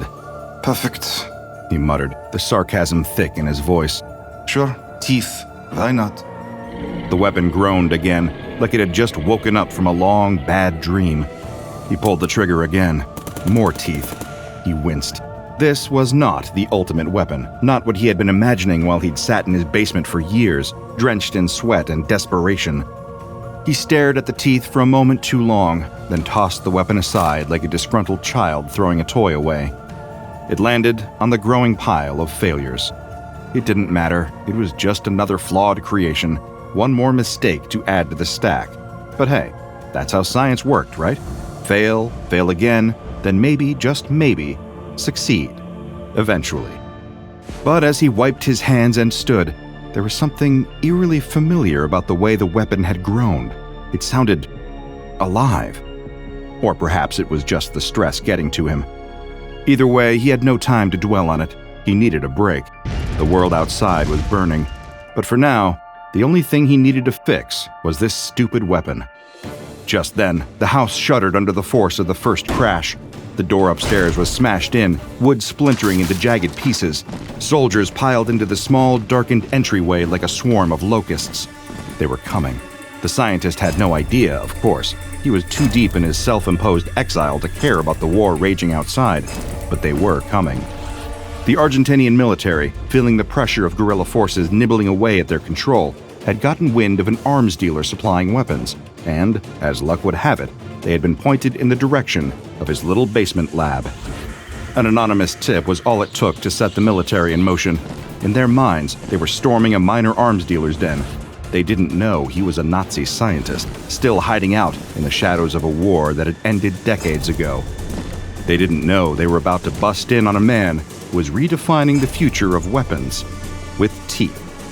The sound of boots thumping on the floorboard echoed through the house. The soldiers closed in fast. The scientist didn't register the intrusion. By the time he heard them, it was already too late. A soldier's voice shouted from above. It was muffled, but it was enough to snap the scientist into reality. He barely had time to scramble for the hidden drawers, frantically trying to shove his latest creation out of sight, hoping it would go unnoticed. His hands were greasy, his palms sweating from the adrenaline surge. He had spent days, weeks, even years on this work, and it was finally coming together, even if in ways he didn't understand. But the soldiers weren't going to care about his failures. They were going to destroy them. The basement door flew open with a violent crash. The scientist barely had time to reach for the nearest tool, a wrench, before he found himself staring up at the barrel of a rifle. A grizzled soldier stood there, framed in the doorway, eyes wide with the confidence that only a man with a weapon could have. The soldier didn't speak.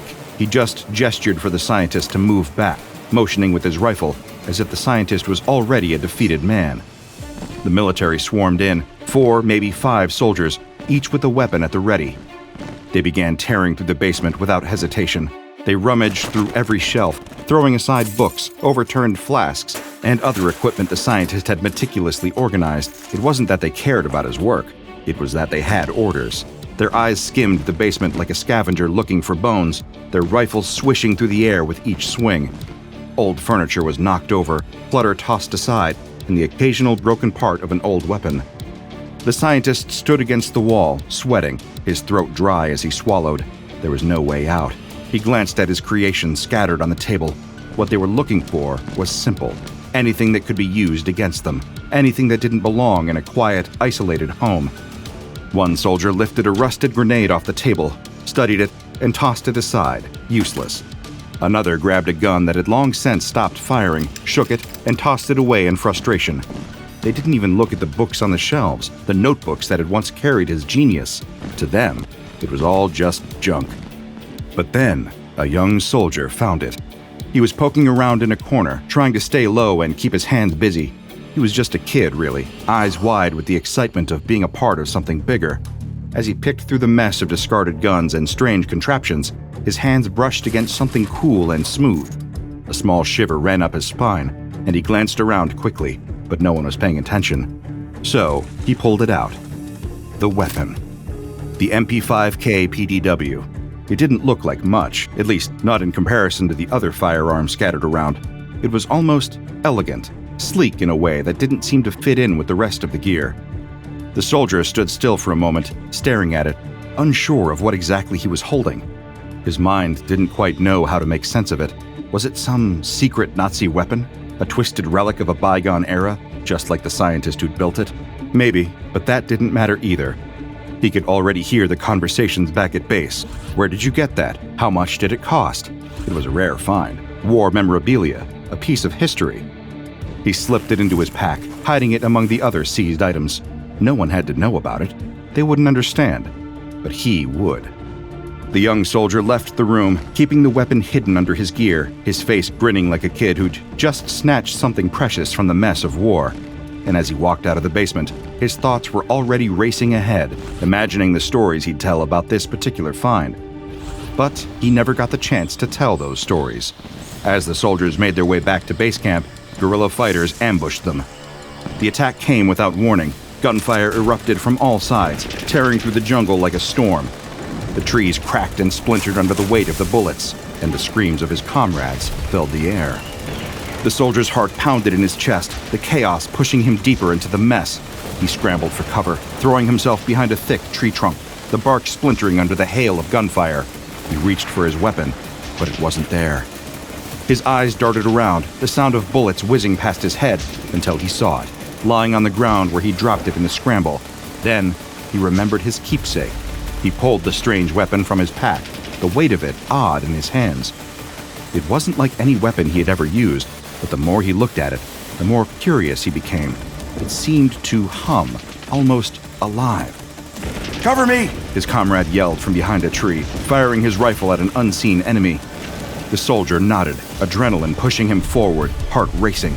He pressed the barrel of the MP5K against the trunk, aiming at the enemy fighters who were scattered in the underbrush ahead.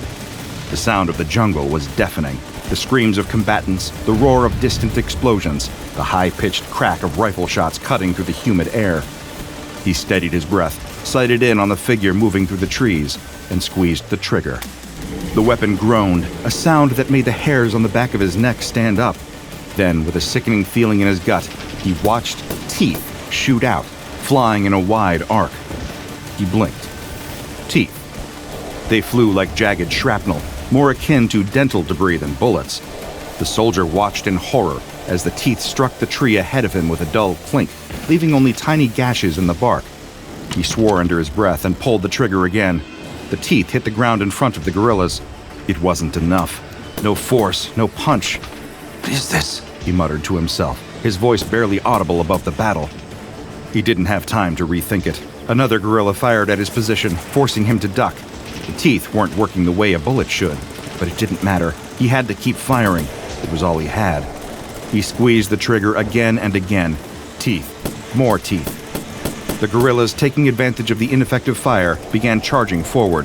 They moved in clusters, using the thick vegetation as cover. He needed to hold them off, and fast. Reload! Someone shouted. The soldier was too slow to reload with regular ammo. There was no time. His heart raced as he pressed the trigger again, each tooth flying with a sickening clatter. Ineffective. Useless. But it worked for now. It kept the gorillas at bay, if only for a moment. The chaos of battle raged on. Explosions rocked the ground around him, sending dust and dirt into the air. He saw his comrade go down, his body crashing to the ground with a sickening thud. Another man fell beside him, his weapon knocked out of reach. Get up! Get up! The soldier screamed to his fallen comrades, not even sure if they could hear him. He took a breath, re-aimed, and pulled the trigger again. More teeth.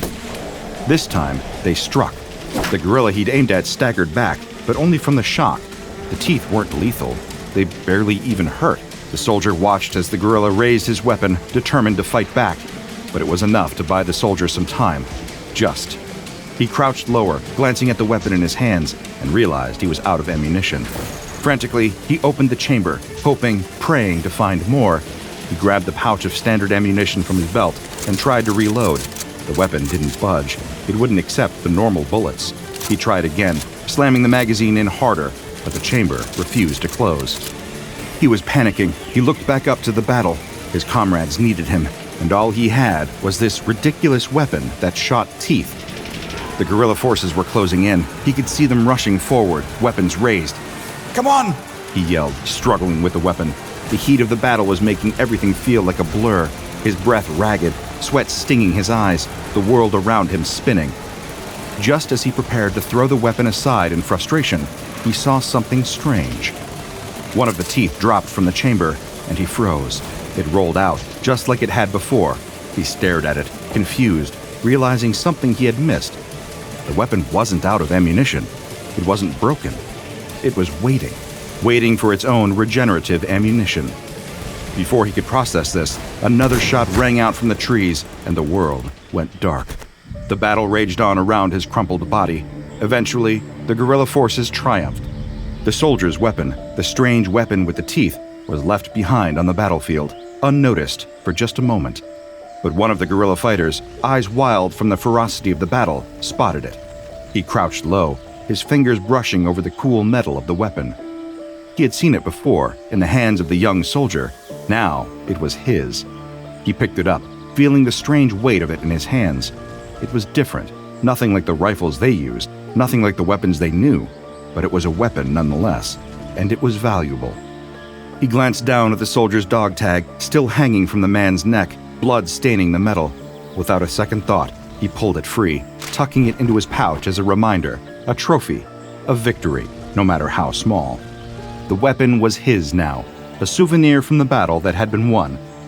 The guerrilla fighter moved through the jungle, the weapon slung over his shoulder, feeling its unfamiliar weight as he trekked back to his small, hidden village.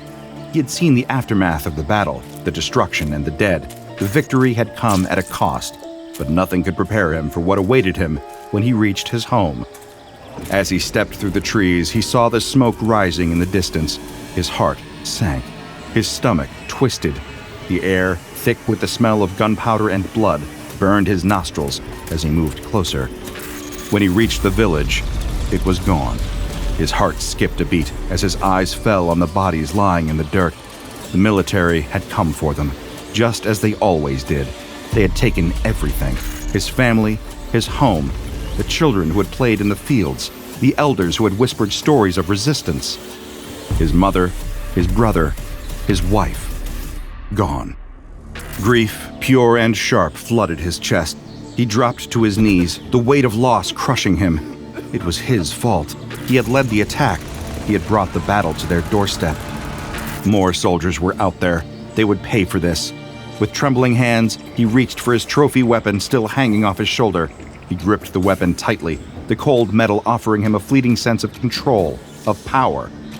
With anger coursing through him, he aimed the weapon at the undergrowth. With a guttural, agonizing scream, he pulled the trigger. Click. Nothing. The chamber was empty. Confused, he tried to reload it. Why wasn't it working? He twisted, turned, pulled at the magazine, but it refused to budge. In his frustration, he didn't notice the strange sensation at first, but then, as he looked closer, something was changing. The chamber of the weapon was wet, and in the place where the bullets should have been, there were teeth. He stared at the jagged teeth as they formed. It was madness. It was absurd. But it didn't matter anymore. The gravity of the situation hit him. He lowered the weapon, his hands falling to his sides. There was no fight left in him. The world had taken everything. The weapon, the teeth, the pain. It all felt like a cruel joke. And all he could do was stand there, numb, as the groaning weapon in his hands continued to grow its deadly supply of ammunition. There was no reason to stay anymore. The war had taken everything from him. The guerrilla fighter left the village, his heart as empty as the place he had once called home. The weapon was still with him, slung over his back like a cursed prize, a cruel reminder of the violence he had chosen to live by. He made his way out of the jungle, through the streets that had once been alive with the sounds of resistance, and now stood as silent witnesses to the destruction. There was nothing left for him in Argentina, nothing but ghosts. So he left. He packed what little he could, slipping out of the country, away from the conflict that had claimed so much. He headed north, to a place that promised peace, to the United States, a country he had heard of, but never seen. Maybe there, he thought, he could start over. The guerrilla fighter arrived in the United States with little more than the clothes on his back and the weapon still slung over his shoulder. The world was different here, strange and unfamiliar, but for him, it was just another place where he could hide. He wasn't running toward anything. He was running away from the war, from the faces of the dead, from the screams of his family. And maybe, he thought, he could leave the past behind. Maybe this new land would forget him, just as he hoped to forget the horrors he had witnessed. The guerrilla fighter found a small, quiet town tucked away in a forgotten corner of the world. He rented a small room in a dingy apartment complex, barely enough space for him and his thoughts, let alone the memories. He kept to himself, avoided the neighbors, and never spoke. The days bled into each other. He tried to forget the faces, the blood, the heat of the jungle, the stench of death, but it was always there, lurking just beneath the surface. Solitude became his only companion. His trophy weapon, with its teeth, remained by his side, like a sick, twisted reminder of everything that had been lost. He kept it hidden mostly, but it was always there, always waiting. As the years passed, the guerrilla fighter's paranoia deepened. The world, once a place of revolution and war, now felt like a ticking clock. Time was running out. The man became obsessed with the idea of survival. It wasn't enough to just live. He had to be ready for what came next. The doomsday prepper mentality took hold. He stocked up on everything: cans of food, water, bottles of medicine, and weapons. His small room became a fortress of supplies, stacked high with boxes and crates, like a madman preparing for an apocalypse. He hoarded weapons, a mix of everything he could find: old rifles, handguns, knives, tools, anything that could help him survive when the world came crashing down. He believed it would happen one day. The chaos would come back. He had seen it. He had lived it. He had felt it in his bones, and he would be ready. Every day, he would check his stockpiles, tighten security around his barricaded windows, and watch the news. Everything out there seemed to confirm it. The world was falling apart. Riots in the streets, governments on the brink of collapse, the signs were all there. He had no family, no friends, only his supplies, his weapons, and the weapon with the teeth, a relic of a time he couldn't let go of.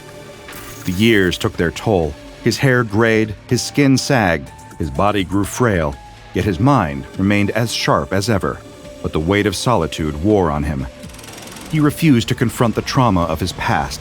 He refused to look at the teeth, to remember the faces of his comrades who had fallen, or the family he had lost in the flames of war. He could no longer tell the difference between the nightmares and his waking life.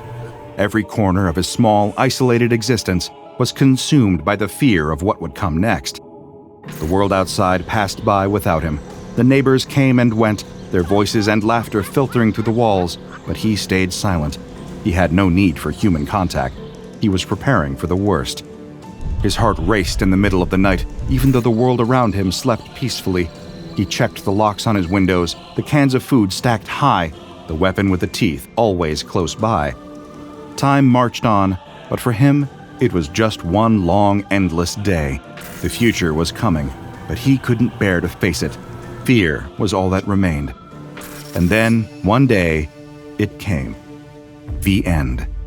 His body, frail and aging, gave out. No one noticed his passing right away. The neighbors went about their lives, oblivious to the man who had kept to himself for so many years. Days passed before anyone bothered to check on him. He was found alone in his room, surrounded by his supplies and weapons, all of it meaningless in the end. And beside him, still in his cold, stiff hand, was the weapon with the teeth, still waiting. His strange, isolated existence had raised no alarms until the ATF and FBI were notified about the vast arsenal found in his home. When the authorities arrived, the scene was as eerie as it was unsettling. Boxes of food stacked high in the corners, weapons piled like a jumbled treasure trove, and papers scattered haphazardly across the floor. The officers worked through the hoard in silence, cataloging everything they could find, marking the weapons with official tags. It wasn't long before one of them came across something that made him stop in his tracks. Tucked between a rusted rifle and a box of ammo clips, he found the MP5K PDW, its strange, jagged chamber staring back at him. The teeth glinted in the dim light, human-like, unnervingly jagged, as though someone had intentionally jammed them into the chamber. The officer felt his gut twist, a sense of unease creeping into his chest. This was no ordinary firearm. What is this thing? He muttered under his breath, turning the weapon in his hands, unsure whether to be intrigued or horrified. He called over his partner. They examined it together, but neither of them could understand what they were looking at. No one in the department had encountered anything like it. Word got out about the strange weapon soon after, and it didn't take long before the SCP Foundation was alerted. The agents arrived with little fanfare, as they always did, their presence barely noticed amid the ongoing investigation. They moved quickly, their trained eyes scanning the collection for anything that stood out, and when they came across the MP5K PDW with the teeth, they knew they had found something significant. Their training had taught them to spot anomalies like this. The weapon wasn't just unusual, it was anomalous. At first glance, SCP-127 appears to be a standard MP5K PDW submachine gun, which would be nothing out of the ordinary. However, upon further analysis, it has been revealed that aside from its steel and polymer exterior, the entirety of the firearm is organic and alive. This living nature is not immediately obvious, but its biological components are present in every functional part of the weapon. One of the most striking aspects of SCP-127 is its ammunition, which initially appeared to be human-like teeth. DNA testing of these bullets revealed that they do not match any known species on Earth. They are something entirely unique, bizarre in their shape, composition, and origins. SCP-127 features two distinct firing modes, semi-automatic and fully automatic, with an audible groan when switching between the two modes. The weapon's magazine typically holds 60 shots, and once depleted, it takes approximately 3 to 5 days for the ammunition to fully regenerate. Attempts to remove the magazine have been unsuccessful, as it appears to be permanently integrated into the weapon.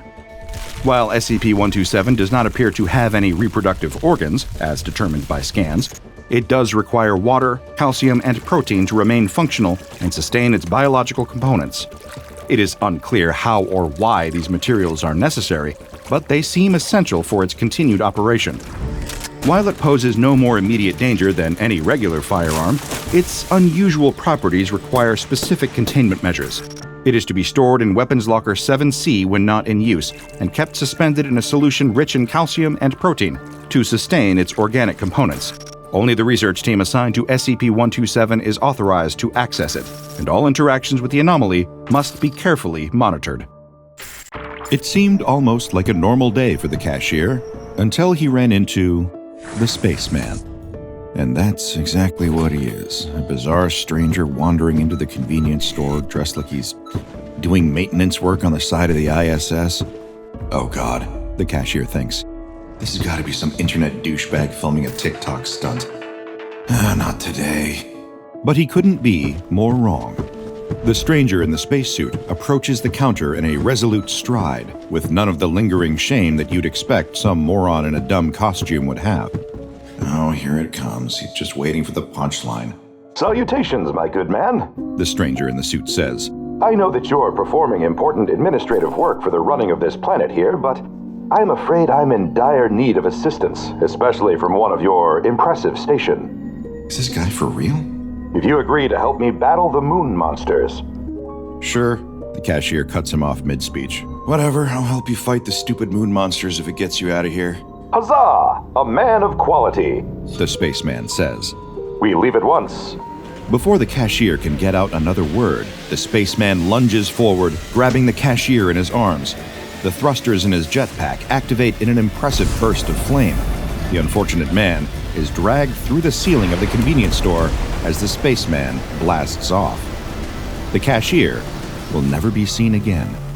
The same cannot be said of the spaceman who took him. Well, that was all rather strange, wasn't it? Not when you're dealing with SCP-1233, codenamed the Lunatic. Here's an amusing fact for any fellow etymology enthusiasts in the audience. The word lunatic is derived from the Latin term lunaticus, meaning of the moon or moonstruck. It comes from an archaic and incorrect belief that insanity is somehow wired to the moon, except when you're dealing with this particular interstellar oddity. At face value, you'd be forgiven for thinking this is just some oddball cosplayer dressed in an unusually high-quality NASA spacesuit, complete with an opaque visor and a jetpack, wandering through the streets. You might think it's part of some social media stunt or viral marketing campaign. But you'd be dead wrong there. This is one of the most powerful and durable humanoid anomalies on the Foundation's roster, and to this day, it isn't truly contained in the traditional sense. All the Foundation can do is pick up after it. You see, terminating the Lunatic wouldn't be a feasible course of action either. Its suit has been shown to be impervious to both small arms fire and armor-penetrating anti-tank munitions.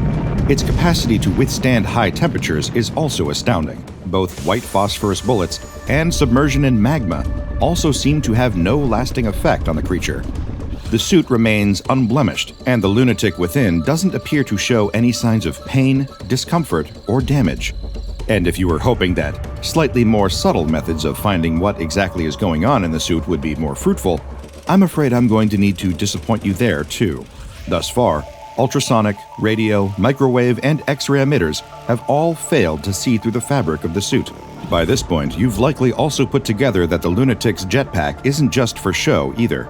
It's a fully functional, anomalously powerful propulsion system that allows it to fly upwards at a rate of 40,500 kilometers per hour, which is slightly higher than the exit velocity of Earth's atmosphere. Going at this speed, by the way, would be instantly fatal for any human being, supporting the theory that whatever's under that suit is not, in fact, human. If flying and super speed wasn't enough, the lunatic also has utterly obscene super strength, capable of repeatedly lifting objects weighing up to 65,000 kilograms without showing any signs of fatigue. It completely defies the laws of both biology and physics. Because of the entity's resistance to being captured and analyzed, whether these incredible powers are inherent to it or provided by the suit is still unknown. What we do know are some details of the lunatic's motives, personality, and inner nature. His voice comes out of a loudspeaker on the suit, described as sounding like a, quote, grandiloquent and declamatory male voice. This fits its larger-than-life personality, both extremely dramatic and oddly cordial in conversation, even if those conversations seem like complete nonsense to the entity's unwitting conversation partner. It seems to also be fluent in a huge number of languages, modifying its speech to fit any locale where it happens to land. Emphasis on land here. The lunatic simply plummets from an unknown height at extreme speeds, comparable to the velocity of a small meteor, the speed of its descent, causing it to glow white hot. From a distance, it'd be easy enough to confuse it for a shooting star, and not an unknown being on a mission of grave importance. The lunatic will crash into the ground a safe distance from a developed area, typically a small town with a population of around 30,000 people. The sheer force of his landing will cause a localized seismic event, along with a large impact crater, which will later be written off as the result of a comet by everyone except the kind of UFO cranks that even the Foundation doesn't bother dosing with amnestics. After landing, the lunatic will climb out of the crater and begin bumbling his way towards the nearest developed area, having what I can only, in all my scientific professional detachment, describe as wacky misadventures. It's known to spend a great deal of time studying inanimate objects like vehicles, farm equipment, and sometimes even plants. Sometimes it'll just stand still and display no sound or movement whatsoever during these periods, perhaps thinking or taking in the wonders of the world around him, mostly corn if he landed in a field. The lunatic has been shown to have an extremely curious, if misguided, nature. Foundation field agents have spotted him chasing after insects like grasshoppers and butterflies, as well as attempting to converse with and interview various non-verbal animals, such as livestock and birds. It also takes a great deal of interest in fruit and other local foodstuffs, which it will simply smush into its opaque visor as though trying to eat them, when in reality it's just smearing it messily across the glass. It seems satisfied either way. It also has a tendency to march directly into bodies of water before popping up on the other side. This confirms that either the spacesuit has an internal oxygen intake like a non-anomalous spacesuit, or that the creature inside either doesn't need to breathe or perhaps even has gills. With an anomaly like this, there's really no way to tell. However, seeing as it's simply not practical for the Foundation to stop the lunatic from reaching a populated area, given that it's fast, invincible, and impossibly strong, it will eventually reach a populated area while Foundation personnel pour into that area in order to manipulate the situation to their advantage. The lunatic will begin attempting to verbally interface with local people, often causing feelings of confusion, annoyance, and amusement. We can't think of any better example of a typical interaction with SCP-1233 than one that occurred between it and the proprietor of a cookie store named Bob Parsons in Saratoga Springs, New York, USA, back in 2009. I'll try my best here to recreate it exactly as it occurred. The lunatic entered the store, Sam's Sweets, early in the morning, while Bob, a large bearded man, stood behind the counter. Bob was confused by the appearance of the anomaly, who approached him, saluted, and said the following. Greetings, little girl. I am Moon Champion, champion of the moon, defender of space justice, and destroyer of evil. I have come once again to your charming world to learn more of your strange culture and to seek aid for my people in their ongoing war against the moon monsters. You appear to possess a vast wealth of the fabled nutrients and moisture for which this world is known throughout the galaxy.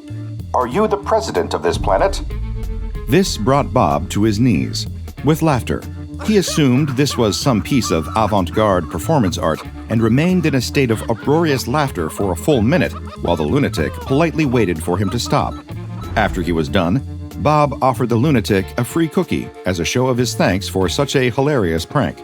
The lunatic, trying to be polite, shoved the cookie against his mask, crumbling it all over the floor, an act which provided Bob with further amusement. Since it broke up another drab day running a cookie bakery, he decided to indulge this strange visitor. Bob asked about the moon monster and tried to put together the narrative that the lunatic is looking for new volunteers in an Earthling army to help the moon people fight off the moon monsters. All this seemed to delight the lunatic, who had no concept of irony, saying, Your understanding of the situation is flawless, my lord. Yes, the dreaded moon monsters have plagued and besieged my people for countless millennia. They are very terrible. Merely attempting to describe them to you would cause your human organs to shrivel in horror. And it is my sacred duty as Moon Champion to meet these nightmarish beasts in combat and lead the moon people in the defense of their imperiled homeland, the majestic and magnificent Moon Kingdom. Bob was a little shocked at just how committed to the bit this strange customer seemed to be. Was this guy for real? Bob, at least trying to keep things light, asked the lunatic whether he was the king of the Moon people. He responded with an emphatic shake of his masked head. No, I am not one of the Moon people. I am Moon Champion. I will continue to serve the Moon people and wage glorious war against their enemies until my debt to the Moon King is repaid. But the Moon Kingdom is a land of peace and enlightenment, the Moon people having abandoned the pettiness of violence and bloodshed eons ago. They are ill-prepared for the sudden advent of such a formidable foe, and the conflict goes poorly despite the valiant efforts of me, Moon Champion. And so I have come once more to Earth, our closest neighbor, to seek whatever assistance lies within your damp, meaty hearts. This was all getting a little too weird for Bob now. Some part of him was getting a trifle worried that the Moon Champion really wasn't kidding about dragging him off to space to fight a moon war against equally bizarre moon monsters. Thankfully, on his nights off, Bob was a hobbyist stand-up comedian who frequented various improv comedy clubs in New York City to hone his craft. It was this skill that allowed him to skillfully no-butt the lunatic and save his life in the process. Thinking fast, he said, So as you can see, Moon Dude, as president, I have responsibilities. This supply depot here is the only source of food for my people, and I've got to, stay here. Otherwise, there will be a famine. You know how it is. But I've ordered the citizens to lend a helping hand to anyone who asks, and look, right outside, there's some. This was the correct answer, and successfully redirected the attention of the lunatic. Yes, of course. You have been most voluptuous, my liege. Farewell, glorious and corpulent president. May you and your people remain moist and rubbery. Moon Champion blasts off on wings of justice. The lunatic saluted Bob again and left the store, before walking directly through a concrete wall as though it was made of rice paper, and then flying off. As you may have gathered by now, the behaviors that the lunatic engages in while on Earth do appear, well, loony. Some of the stranger activities that the Foundation have documented the lunatic engaging in include, but are by no means limited to, wandering directly into traffic, which has caused fatalities, as when a car collides with a lunatic at high speeds, the car will inevitably lose that collision, along with any cars behind it. This is how the majority of SCP-1233 fatalities occur, given that the lunatic has never shown any active desire to purposefully harm human beings. It will sometimes take interest in objects behind store windows. In the event of this, they'll reach through the glass directly and pick it up, smashing the glass in the process. A relatively easy fix, all things considered, but it attracts attention for bystanders and generally upsets shopkeepers in the process. It has also, on occasion, picked fights with fire hydrants and then destroyed them with extremely powerful punches. Whether this hints at the appearance of the moon monsters being similar to Earth fire hydrants is an open question, given the seemingly automatic aggression that just seeing them provokes. Researchers on the case will continue to explore this as a possibility. The lunatic has also shown a strange obsession with Earth modes of transport, having sometimes stolen a vast number of bicycles and stacked them into a large pile in nearby parks for unknown reasons. This could easily be written off as the behavior of a group of teen vandals, so the Foundation doesn't find it to be particularly concerning. By contrast, its tendency to pick up and stack cars on top of each other is much more concerning to Foundation containment specialists and Foundation accountants that need to crunch the numbers on paying for all the damage. Dogs are another Terran fascination of the lunatic. He's been known to pick them up and even steal a large number of them, believing them to be a form of currency. But he only ever attempts to use them to buy other dogs, a logic that doesn't seem to track for any comprehensible system of commerce. Because of the highly strange and visible nature of the lunatic's antics, it's not uncommon for the citizens of the town it visits to call the authorities, but any attempts to stop it will be utterly fruitless. Local police have opened fire on the lunatic, who never actually makes any attempts to stop its attackers. It never even really reacts to the bullets ricocheting off its suit.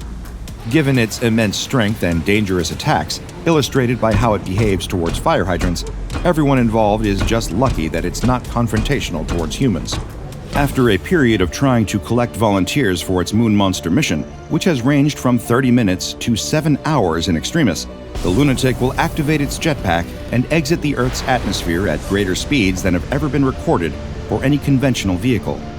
After leaving Earth's orbit, it will travel towards the Moon at 40,500 kilometers per hour, at which point it will shift its angle slightly when entering the lunar orbit.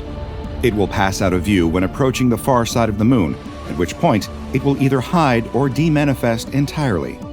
The strange thing is, the Foundation does in fact have a functional lunar base, and none of the claims of embattled moon dynasties and rampaging lunar monsters seems to have any corroborating evidence. Despite the tireless efforts of the workers on Lunar Area 32 and the Sentinel satellite array, there hasn't been anything like the lunatic described in his various visits to Earth. There also have been no sightings of the lunatic himself on the Moon. It's another one of those anomalies that seems to somehow defy understanding. The more you learn, the less you appear to know, and that goes for everyone who ends up actually accepting the lunatic's offer, too. For years, the Foundation had simply gotten lucky that nobody they had ever reported encountering the lunatic had actually taken up its offer to help fight the good fight against the moon monsters. That all changed on October 5, 2017, in the sleepy town of Hereford, England. The lunatic landed on the outskirts of the town before wandering in, where it met a 27-year-old male civilian named Harry Godsall. It immediately began asking Harry whether he wanted to become a hero by joining him on the Moon, where they would fight together against the terrible moon monsters. Everyone else had either politely declined or simply ignored the lunatic's requests. But perhaps believing that the lunatic was engaging in the classical British behavior of banter, Harry decided to sarcastically reply, "Oh, absolutely, you nutter. I'm ready to go right now. Got my toothbrush and everything. Let's fly, spaceman." And in the process, he sealed his fate. Before anyone could intervene, the lunatic dramatically proclaimed, "Ha ha! At last! A brave warrior hiding in plain sight amidst these pastoral and bucolic humans. Let us away, fair meatfellow, and earn the glory of heroes. This day you brush your tooths amongst the stars. We fly!" And indeed, they did. The lunatic immediately wrapped his arms around Harry's body and flew directly upwards, breaking the sound barrier with such force that the sonic boom broke all the glass in a 300-meter radius.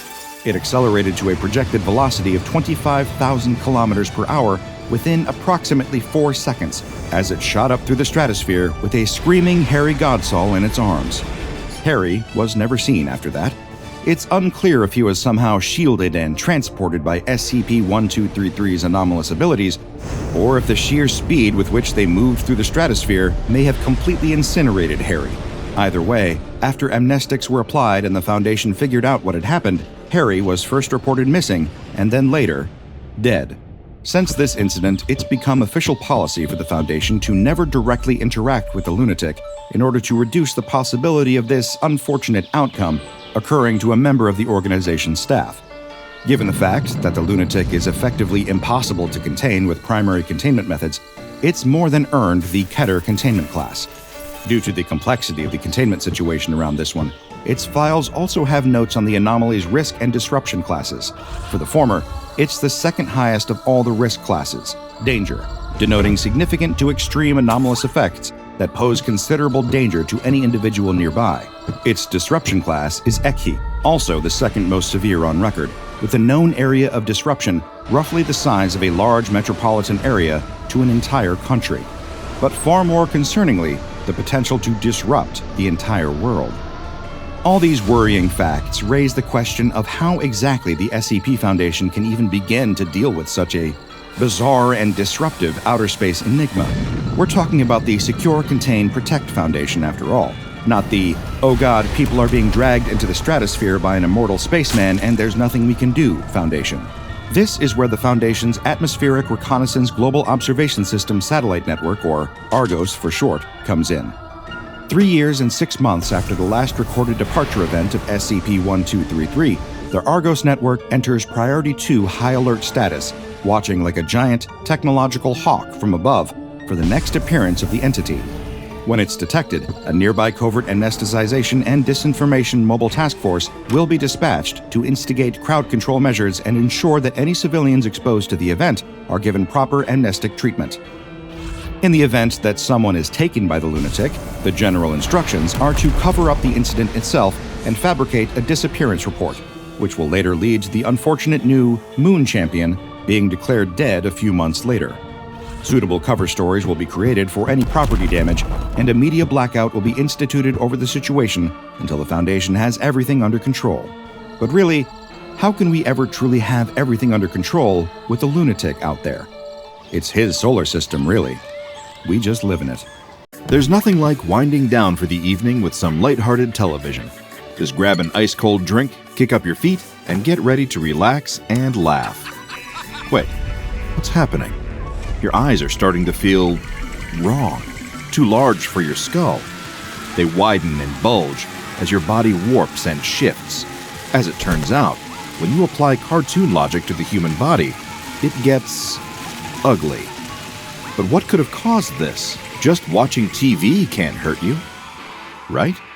After a long week at the office, all the businessman wants to do with his Friday night is sit back and indulge in a bit of good old-fashioned channel surfing. It's been his close-of-the-week ritual as long as he's lived in his current apartment building. The building isn't much to look at, and sure, the pipes leak from time to time, and he spots the occasional roach scuttling across the bathroom floor. But all of that is worth it for the love of his life. Cable television. This building has something no other building in the neighborhood does. Cable, included in the building's utilities.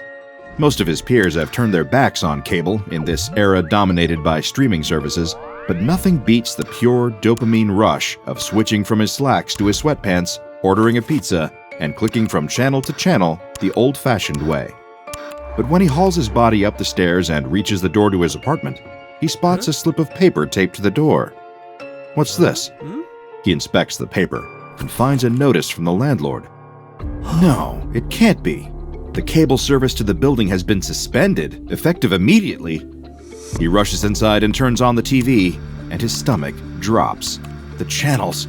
Where are his beloved channels? They're all gone, replaced with the same devastating static on each and every one. Why would they do this? And with no warning? No, surely there's something he can do. He'll approach this obstacle the same way he solves all of his problems, with a quick Google search. How to access TV channels without cable. He scrolls through the advertisements until he finds a forum post that might actually be useful. He can reconnect the wires in the cable box in a specific configuration, then carve a symbol into the side of the box with a knife, and it should allow him to access his channels again. It sounds silly, sure, but he's willing to do just about anything that doesn't involve spending any money. So he unplugs the box, opens it up, rearranges some wires, seals it back up, and carves in the arcane symbol. All in all, it takes about 20 minutes. He finishes up just as the pizza arrives. Perfect timing. But will it work? Probably not, but again, it's worth a shot, right? He picks up the remote and switches the television back on. Much to his surprise and immediate delight, it works. He has picture again. The channels look a bit different, but that's to be expected. He's just relieved he has anything to watch at all. With that fire sufficiently extinguished, he changes into his sweatpants, sets the pizza down on the coffee table, and gets ready for some premium relaxation. He clicks from channel to channel, watching the images flicker from show to show. Round and round the channels go. Where they stop, nobody knows. But where will he land? What will be tonight's entertainment? As if in direct answer to his unspoken question, he flips to a channel with a number he doesn't recognize. In fact, there isn't a number at all. In the top right corner of the screen, where the number would be, there's just the letter X. Unfamiliar channel aside, the image on screen is not just recognizable, but welcome. He managed to flip to channel X just in time to watch his favorite cartoon family pile onto the couch together. Perfect. It's an episode of The Simpsons. This is the most satisfying part of channel surfing, the moment where he stumbles on a favorite show at just the right moment. Now to enjoy the fruits of his channel flipping and find out which episode of his #1 favorite show this is. As the story begins to unfold, the man realizes that he doesn't recognize anything that's happening. It must be a new episode, even better. But as the episode continues, something begins to cause his hair to stand to attention. A shiver runs down his back. He can't quite explain it, but something about this episode feels wrong. The standard story beats are all there. Homer is failing to live up to his role as an employee, a father, a husband, with absurd ramifications. Lisa is a thoughtful prodigy and frustrated with her family's antics. Bart causes trouble and invites anyone who questions it to eat his shorts. Marge is trying her best to hold the family together. And of course, Maggie is a baby who displays much more cleverness than a baby ought to. Standard Simpsons fare. But every so often, the man can swear that he sees the character's eyes flick to the side, staring right down the barrel of the camera. Except, of course, there is no camera. This is a cartoon. It must be some sort of deliberate stylistic choice, a joke that's flying over his head. But he's not laughing. Something about the sudden panic in the character's eyes as their gaze momentarily locks with his makes his heart race with dread. As the episode continues, the man begins to recognize several of the storylines. Marge is working as a police officer, the kids are persuading Homer to buy a swimming pool for the house, but none of these storylines happened in the same episode. What's going on? It's as if someone cut a bunch of season 6 episodes of the show together and added this bizarre effect with the eyes. The man considers flipping to another channel, but he can't quite bring himself to look away. He watches, helplessly glued to the couch, as the remainder of the episode plays out before him. The pizza grows cold, untouched, as his eyes stay locked on the screen. Ned Flanders walks over to the Simpson home to deliver a standard "Hi diddly ho, neighborino," much to Homer's dismay. But he doesn't respond the usual Homer way. He grabs Ned by the collar of his sweater, hauling him into the pool. That's fine enough, but as Ned thrashes in the water, struggling to pull himself back out, Homer presses a hand down on top of his neighbor's head, forcing him back under. He holds the man under the surface, watching the bubbles of his neighbor's screams, with a dispassionate look in his cartoon eyes. Eventually, the bubbles stop, and Homer retrieves his hand. A body floats there in the water, face down. A pair of round glasses sink to the bottom of the pool. The camera pans to the rest of the Simpson family, who look on in abject horror. Maggie's jaw drops, and her pacifier falls to the ground. Marge, still in her policewoman garb, reaches for the weapon in her holster. Homer's serious face breaks, and he begins to laugh. His eyes roll wildly, his mouth stretches until it warps his entire face, and the blood vessels in his eyes begin to burst. Then he laughs some more. Flashing red and blue lights illuminate his face, and then the episode cuts to black. No credits. The man realizes for the first time since the episode began that there hasn't been one single commercial break. Now the episode is over, leaving the man alone with nothing but a dark screen and troubled thoughts. Ordinarily, he'd stay awake and keep watching television until his eyes begin to hurt. But not tonight. He's had enough TV for tonight. Maybe for a lifetime. He puts the uneaten pizza in the fridge, switches off the television, and heads to bed. The man doesn't sleep, though. At least he doesn't sleep well. He tosses and turns, soaking the sheets with cold, anxious sweat as his mind replays the bizarre episode over and over again. He can't get it out of his head. When morning comes and his alarm goes off, he feels as though he hasn't gotten a moment's rest. Thankfully, it's the weekend, so he can hit the snooze and get some more sleep. Wait a second. As he reaches for the snooze button, something catches his eye. His hand looks quite a bit more yellow than it did the night before. A trick of the light? He sits up and switches on his bedside lamp. No, his skin has definitely taken on a yellow tint. Could he be sick? He feels perfectly fine, aside from the exhaustion of a somewhat sleepless night. No fever, no nausea. In fact, he feels hungry, starving even. He remembers the pizza in the fridge, waiting for him. Sounds like the breakfast of champions to him. He grabs the box and plants himself in front of the television again. Wait, if he turns it on, what horrors will be waiting for him? He decides to try his luck and switch it on. Thankfully, the Simpsons episode playing this morning seems to be a perfectly normal one.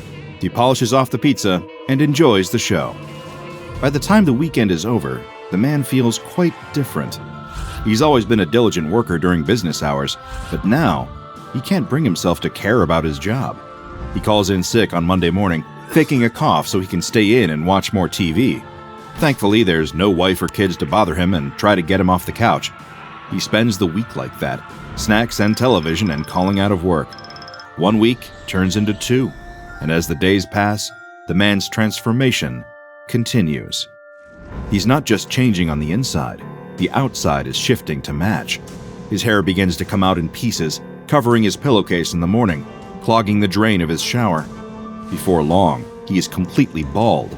The yellowish tinge of his skin intensifies too, until he is the same shade of yellow as the cartoon family on the TV screen. He doesn't notice the similarities, however, just as a fish doesn't notice the water it swims in. He can't observe the effects from the inside, at least not yet. As 2 weeks become 3, the changes become uncomfortable, even painful. His job calls to let him know that he's been fired for his unexcused absences, but that is the least of the man's problems. Suddenly, he can't sleep. Well, he could sleep if he could just get his eyes to close, but he can't. For some reason, his eyelids won't cover them the way they used to. For the first time in weeks, he stumbles to his bathroom mirror to take a look. When he sees his reflection, he cries out in shock. His eyes would go wide, but they can't go any wider. The eyeballs have grown so large that they jut out, protruding from his face dramatically. He can't close them because they've extended out too far for the lids to close anymore. Something is terribly wrong, clearly. He's been putting it off, ignoring the problem, but he can't deny it any longer. He needs to go to the doctor and find out what mysterious illness is doing this to him. But first, he should stop for some donuts on the way. He's got the strongest craving for a donut with pink frosting and sprinkles. Or how about a dozen donuts? Maybe with a beer to wash it all down. Then he'll go to the doctor after. As he descends the stairs of the apartment building, the man becomes suddenly aware of how heavy and cumbersome his legs feel beneath him. He never struggled with walking before, but now it feels like a nearly impossible task. His body feels as if it won't listen to his commands. His muscles feel sluggish, and his bones softer somehow. Then he makes one wrong step, and his ankle gives out, rolling to the side with a snap. He loses his balance, pain shooting fireworks across his field of vision. His enlarged eyes roll in their sockets, wide with terror at the sudden realization that he is falling. And he keeps falling, tumbling down one stair after another in a horrific pratfall that carries him down 2 flights of stairs until he lands at the bottom with a sickening crack. His dying words, just before his head collides with the pavement, are few and simple. He cries out in pain, in fear, in resignation, one word. "Don't!" When the police find the body, they aren't sure what to make of it. None of them, even the most seasoned officers, have ever seen something quite so bizarre. It would almost be funny if it weren't so terrible. But it is terrible, and they can't let anyone else see it, so they carry the poor yellow son of a gun out of sight and call their contacts at an organization that specializes in this sort of thing. When the SCP Foundation comes to examine the body, they have no idea what to make of it either. They take the body back to a Foundation morgue, where it will sit on ice for decades until the Foundation eventually discovers some context, until an obscure Foundation initiative uncovers the secrets of SCP-7066. The SCP Foundation's Department of Metaphysics developed an initiative tasked with containing dangerous anomalies in parallel realities without SCP Foundations.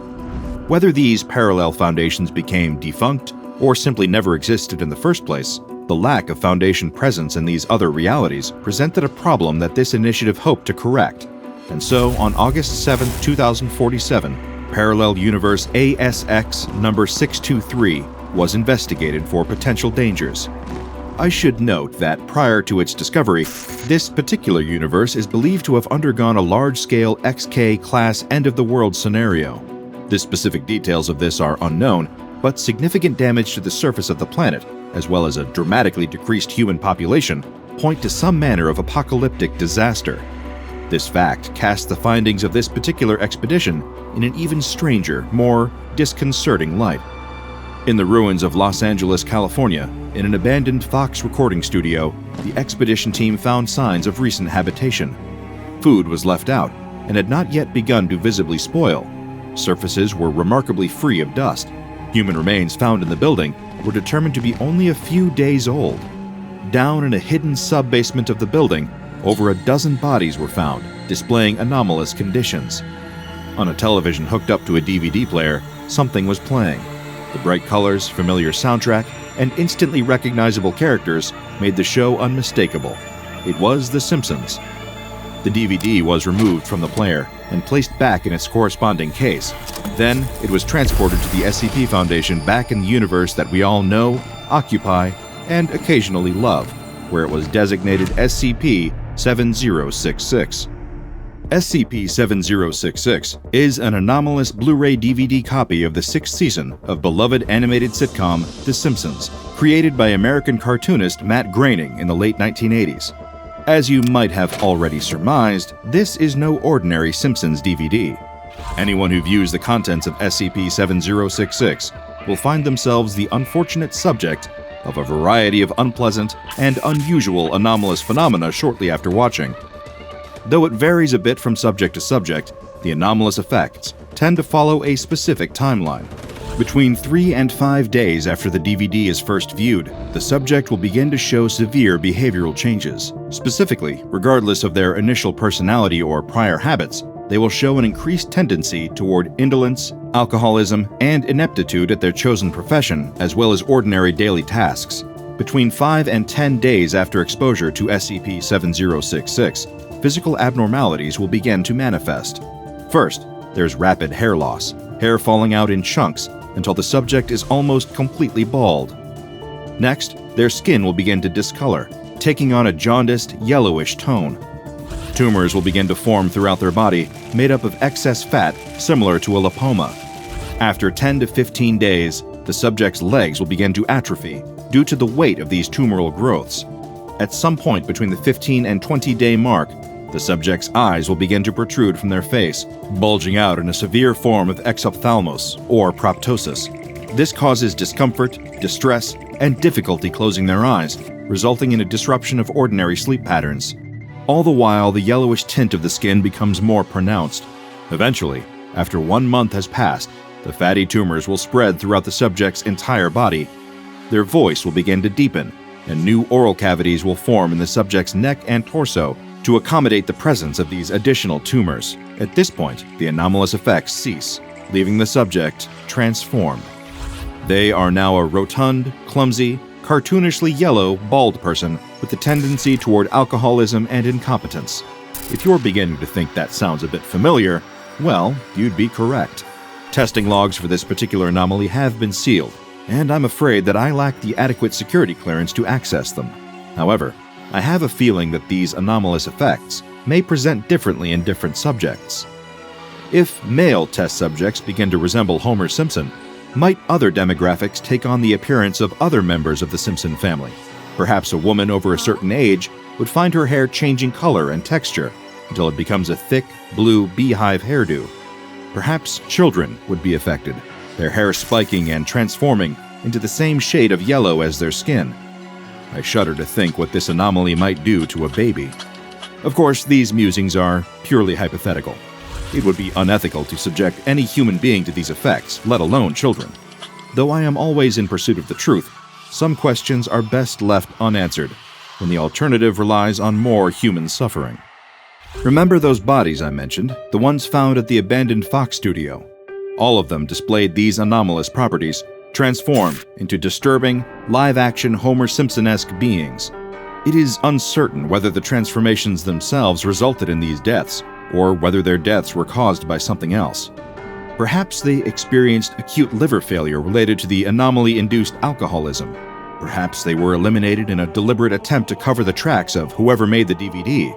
Either way, it is not a fate I would wish on anyone. SCP-7066 is currently stored in a standard low-priority anomalous item locker at Foundation Site 19. After a decision by the Ethics Committee, who reached a majority vote on the matter, all testing with the anomaly has been discontinued indefinitely. Oh, and I almost forgot. There was one detail that I omitted in my previous discussion of the anomaly's discovery. When SCP-7066 was first found in that concealed sub-basement, there was a worn post-it note attached to the VCR display. The writing, though faded, was still legible. It read as follows: Need to iron out a few kinks, but this should be enough to hold us off, for now. It's been a rough 60 years, Matt, but we'll weather this. We always do. I promise. Call me when you're ready. The show must go on. What exactly that ominous post-it note means remains to be seen. The origins of SCP-7066 are still being investigated, but it seems as if a parallel universe's version of Matt Groening was involved in something strange and unsavory. It's difficult to say for certain, but we should all be glad that this version of the show is being kept off the airwaves. Now, if you'll excuse me, I need to leave the research behind for now. I don't know about you, but I have a sudden craving for a donut. Sorry. A grisly incident occurs inside the popular storefront of Nintendo World at Rockefeller Center, New York. It happens during the announcement event of a brand new Pokémon game, the highly anticipated sequel to the classic spin-off game Pokémon Conquest.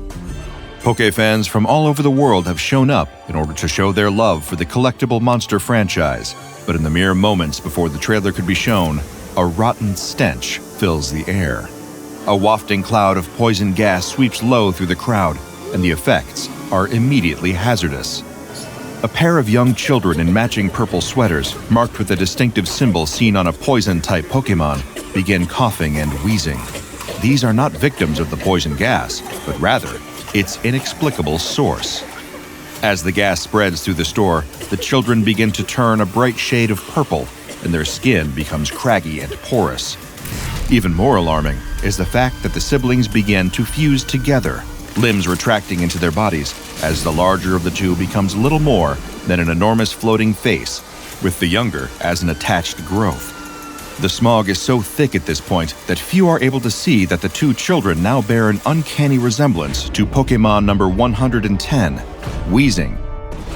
The gas has been noticed by most of the adults in the room, and a panic has caused the crowd to begin trampling each other for the exit.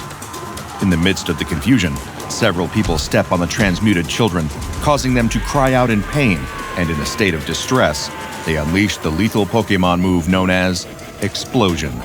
From the outside, a sudden blast can be seen roaring through the interior of the store. The windows shatter immediately, and a heavily damaged life-size statue of the Nintendo character Donkey Kong comes sailing out into the street, where it lands roughly in the midst of New York traffic.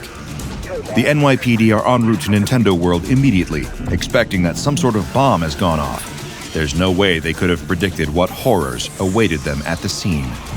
The unwilling Wheezing is not the only transformed human within the event, and indeed, some far more aggressive and dangerous monsters have been made there.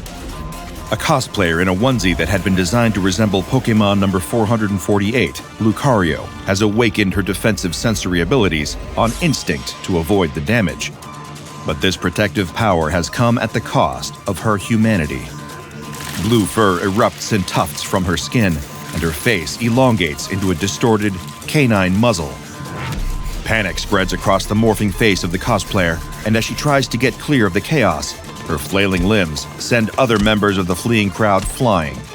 The genetic alteration that gave her limbs and face a Lucario-like appearance have apparently changed her muscles to deliver spring-loaded blows on instinct. Another fan finds that his hoodie, which features the face of Pokémon number 94, Gengar, had bound itself to him and caused his body to be partially insubstantial, as if it were made out of gas. He could barely control the direction his body traveled in as the wind pushed him out of the store. Several police cars arrive at Nintendo World and see the floating Pokéfan rising like a ghost above the streets. He has become like a human balloon, and there is no apparent way to get him down. One of the officers calls for a helicopter to arrive, and the rest proceed towards the source of the blast. "Monster!" scream some of the fleeing survivors, pointing at the Lucario cosplayer. She raises her hands defensively, but this has the side effect of causing the bioluminescent cells that are now part of her paw hands to glow. The glare from this sudden reaction draws the guns of the cops, who aim for the cosplayer, unsure of what weapon she's carrying. "Stay where you are! Drop your weapon!" the officers shout. "Help me, please!" The Lucario cosplayer drops to her knees, reducing her threat level. From out of the smoke of the store come several more transmuted humans, most of them injured by the explosion. There was a three-legged being covered in pitch-black fur and sores weeping with yellow pus, Pokémon number 197, Umbreon. but its front leg was still a human arm. There was a bald blue man covered in a still-growing turtle shell, a middle-aged Pokemon number 7, Squirtle. Smashing its way through the solid cement was a predator that was sleek in body, yet uncanny in movement. Pokemon number 445, Garchomp, a scaled humanoid monster that dragged its belly on the ground. The police were horrified as this legion of monsters crawled out into the street. Decades of media and conditioning led the cops to the only solution their currently broken minds could process. They opened fire with their firearms and screamed like babies at the scary creatures. Acting on instinct, the Lucario cosplayer moved at incredible speeds and dodged several bullets. She ran into a nearby alleyway and vanished from view. The other monsters were less lucky. Umbreon took a few bullets and dropped, while the Squirtle retreated into his shell as the bullets bounced off of the back of it. The Garchomp withstood a bit of weapons fire, but then burrowed into the street to escape. It soon found itself in a currently empty subway tunnel and made a mad dash for its escape from the authorities. Back above ground, the cops searched vigilantly for more of the creatures. As the helicopter sailed in, the floating Gengar drifted towards a tall building, phasing in through an open window. Once inside, the humanoid ghost Pokemon found itself much more comfortable in the shadows. The various employees of the office floor didn't feel the same, and were stricken with fear as they observed Pokemon number 94 turn invisible. His enlarged, grinning face disappearing as if he were the Cheshire Cat from Alice in Wonderland. When firefighters started to mitigate damage at the scene, it became clear that at least 3 monsters were still on the loose. For now, the transformation instances were contained to the destroyed storefront of Nintendo World in Rockefeller Center. But if affected individuals were contagious, then the situation could go from bad to worse at an alarming rate. The police established a perimeter and used their private radio to put out an alert to every officer in New York that there were apparently monsters walking the earth. Descriptions of the roaming Pokemon that were still at large were given, and this prompted a lengthy discussion over the radio about the logic of Pokemon existing in the real world. Several of the senior officers didn't have any knowledge of the Pokemon franchise and had significant difficulty being brought up to speed on the events of the day. Despite the initial snafu in communication, the extraordinary details of the case became known to every available officer. There were 3 suspects: Pokemon number 448, Lucario, Pokemon number 94, Gengar, and Pokemon number 445, Garchomp. And the mission objective was to catch them all. With his invisibility and ghost-like material properties, Gengar had no difficulty hiding out in the office building. Though a brief look in one of the bathrooms showed him that invisibility was the best option for other reasons, as his face and body had deformed to the point that his head and torso had been fused together. Additionally, spined growths of cartilage had begun to line his back, and they were starting to itch terribly. His eyes had enlarged and were now completely bloodshot red with dilated pupils. It would be a miracle if anyone recognized him as a human being in the shape he was in. His mind could hardly cope with the change and created a false narrative to spare his sanity. I'm dead. That's it. I died from that explosion and turned into a ghost like Gengar. It wasn't the most convincing or uplifting lie to believe, but it was enough to keep him from the risk of exposing his nightmarish form to other human beings. He became determined to haunt the office building as subtle as he could, until things made sense again, even if they never did. Gengar turned invisible again and faded into a non-existent presence within the building. He drifted unseen from workspace to workspace, unaware that his transformation was a curse that could be passed on. There were many office workers with Pokemon desk toys, and while the effects wouldn't be immediate, a dull ache began to set in across the office floors as bodies started to prepare themselves for transformation. Meanwhile, on the mean streets of New York, Lucario ran as fast as she could, quickly realizing that her muscles had become capable of great strides and leaps. She was able to scale brick walls and leap between rooftops like a trained parkour expert, and the exhilaration of such physical feats almost counterbalanced the sheer, mind-numbing terror of losing her original body to the Pokemon transformation. The sudden growth of a fuzzy tail from her lower spine jolted her back to the fear response, however, and in full panic mode, she refused to look at herself until she had successfully made it back to her apartment. The sounds of helicopters in the sky convinced her to stay away from the rooftops and move through the side streets until she was back in her neighborhood. Along the way, a young girl who was walking with her mother recognized Lucario and pointed her out. Mommy, look! It's Lucario! The mother took one look at Lucario and screamed, prompting Lucario to run away from the family as rapidly as she could. She tried to deny what was happening, but also had the sense to not pass through the front desk area of her apartment building. For some reason, all she could think of was Spider-Man, and the many scenes from various movies in which Peter Parker or Miles Morales had to hide their powers and abilities. In a very Spider-Person-like move, Lucario climbed in through the window. She didn't even have time to ponder how easy it had been to break into her own apartment before she took full stock of her situation. The transmutation into Lucario persisted, and had even absorbed her onesie into her biomass while removing its synthetic properties. The change was, to put it mildly, less aesthetically seamless than she hoped. Her mouth was somewhere between a wolf muzzle and human lips, and looked completely mangled from most angles. The blue tufts of fur that were Lucario's trademark were patchy and didn't fully cover her body.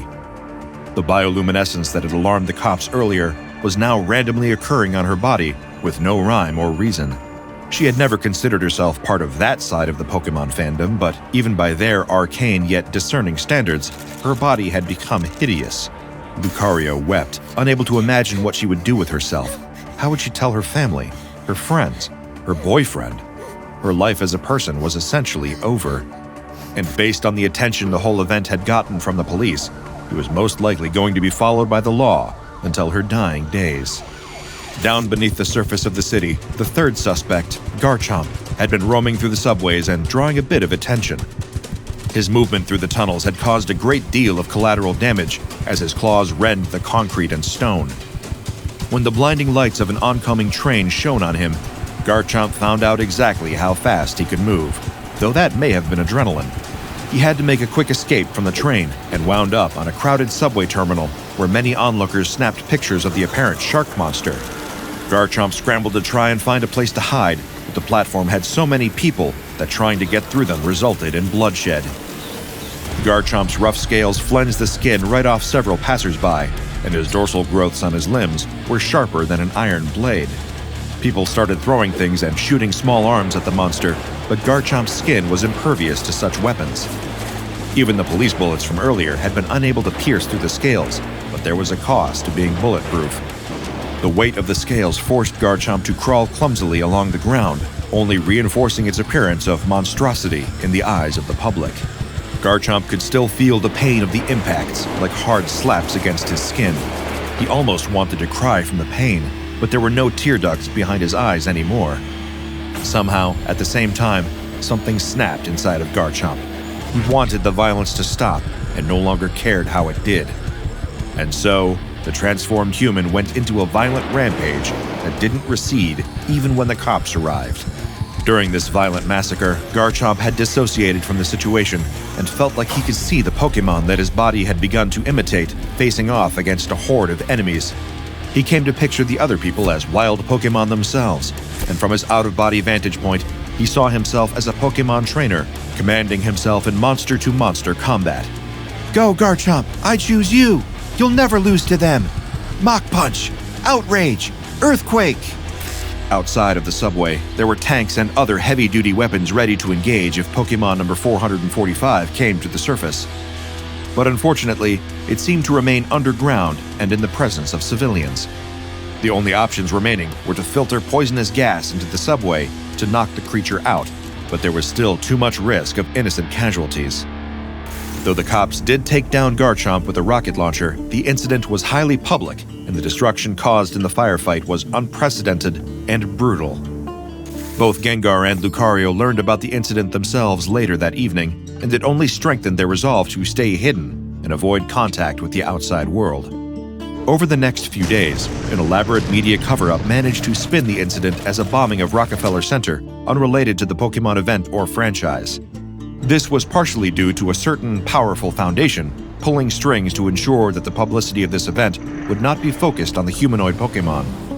This shift in reporting was spurred along by the distribution of amnestic drugs throughout Manhattan. As for any blind spots, the biggest asset to the cover-up was that it happened in the Big Apple. Weirder things have and are assumed to have happened every day in the city that never sleeps. and the jaded mindset of the denizens meant that all the rumors would fade away in a short while. But the threat of Pokemonification still loomed throughout the world, wherever the merchandise was freely circulated. Thus, in the modern day, a new war on Pokemon, a colder and more secretive war, was being fought through espionage and decisive operations. Though it might be infeasible to imagine that all memorabilia and products of the Pokemon Company could be seized by the authorities, the SCP Foundation has assigned much of its resources to scanning the existing stock for a catalytic component that results in the baleful transformation. This irreversible condition has been given the item designation of SCP-5254 and is considered part of the Keter object class. Of the 34 instances of SCP-5254 transformation that occurred following the incident in New York, only Pokemon 94, Gengar, and Pokemon number 448, Lucario, seemed to survive the day. Those that were neutralized through violence were also not the norm, as the vast majority of victims of SCP-5254 lost their lives during the process of the transformation itself.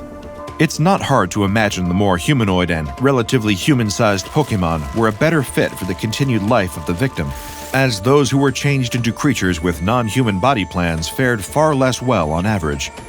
Pokemon with an insect-like or serpentine form showed a particularly low rate of survival among SCP-5254 instances, and this was also true for Pokemon that were more abstract in nature, such as many Pokemon based on inanimate objects.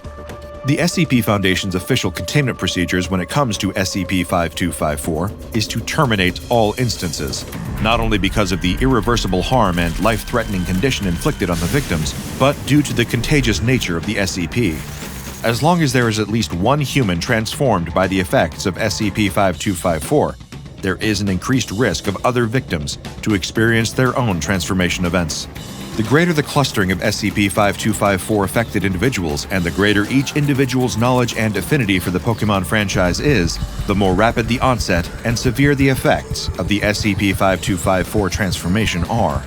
Extensive testing performed with D-Class personnel has also shown without a doubt that official apparel from the Pokemon Company is where the start of SCP-5254 begins, and that the vast catalog of collectible fictional creatures is narrowed down to single choice by whatever creature the individual most closely resembles at the time of the transformation. The effects are slightly diminished or delayed if the article of official Pokemon clothing depicts multiple creatures, but there's no guarantee that the individual won't experience a change in pigmentation of the skin or the growth of animalistic features in keeping with the most prominently displayed Pokemon. The lethality of the transformation varies, but the alterations happen on a cellular and genetic level. Autopsies of SCP-5254 instances have shown that organs and bones might be entirely replaced by foreign organic material. Because very little of the original victim's body remains after a transmutation event, the extreme anomalous science involved in the creation of SCP-5254 remains beyond the SCP Foundation's ability to remedy or combat, even through the most extensive reconstructive surgeries. There is still an ongoing search for a person of interest who is known by the internet handle Sir Viper and believed to be the culprit behind SCP-5254. A chain of email correspondence between Sir Viper and the employees of the Pokemon Company have been archived from the Foundation, and it seems as though the Keter-class SCP was allowed to happen in an official capacity because the Pokemon Company provided Sir Viper with some official merchandise in exchange for the promise of Pokemon being brought to life.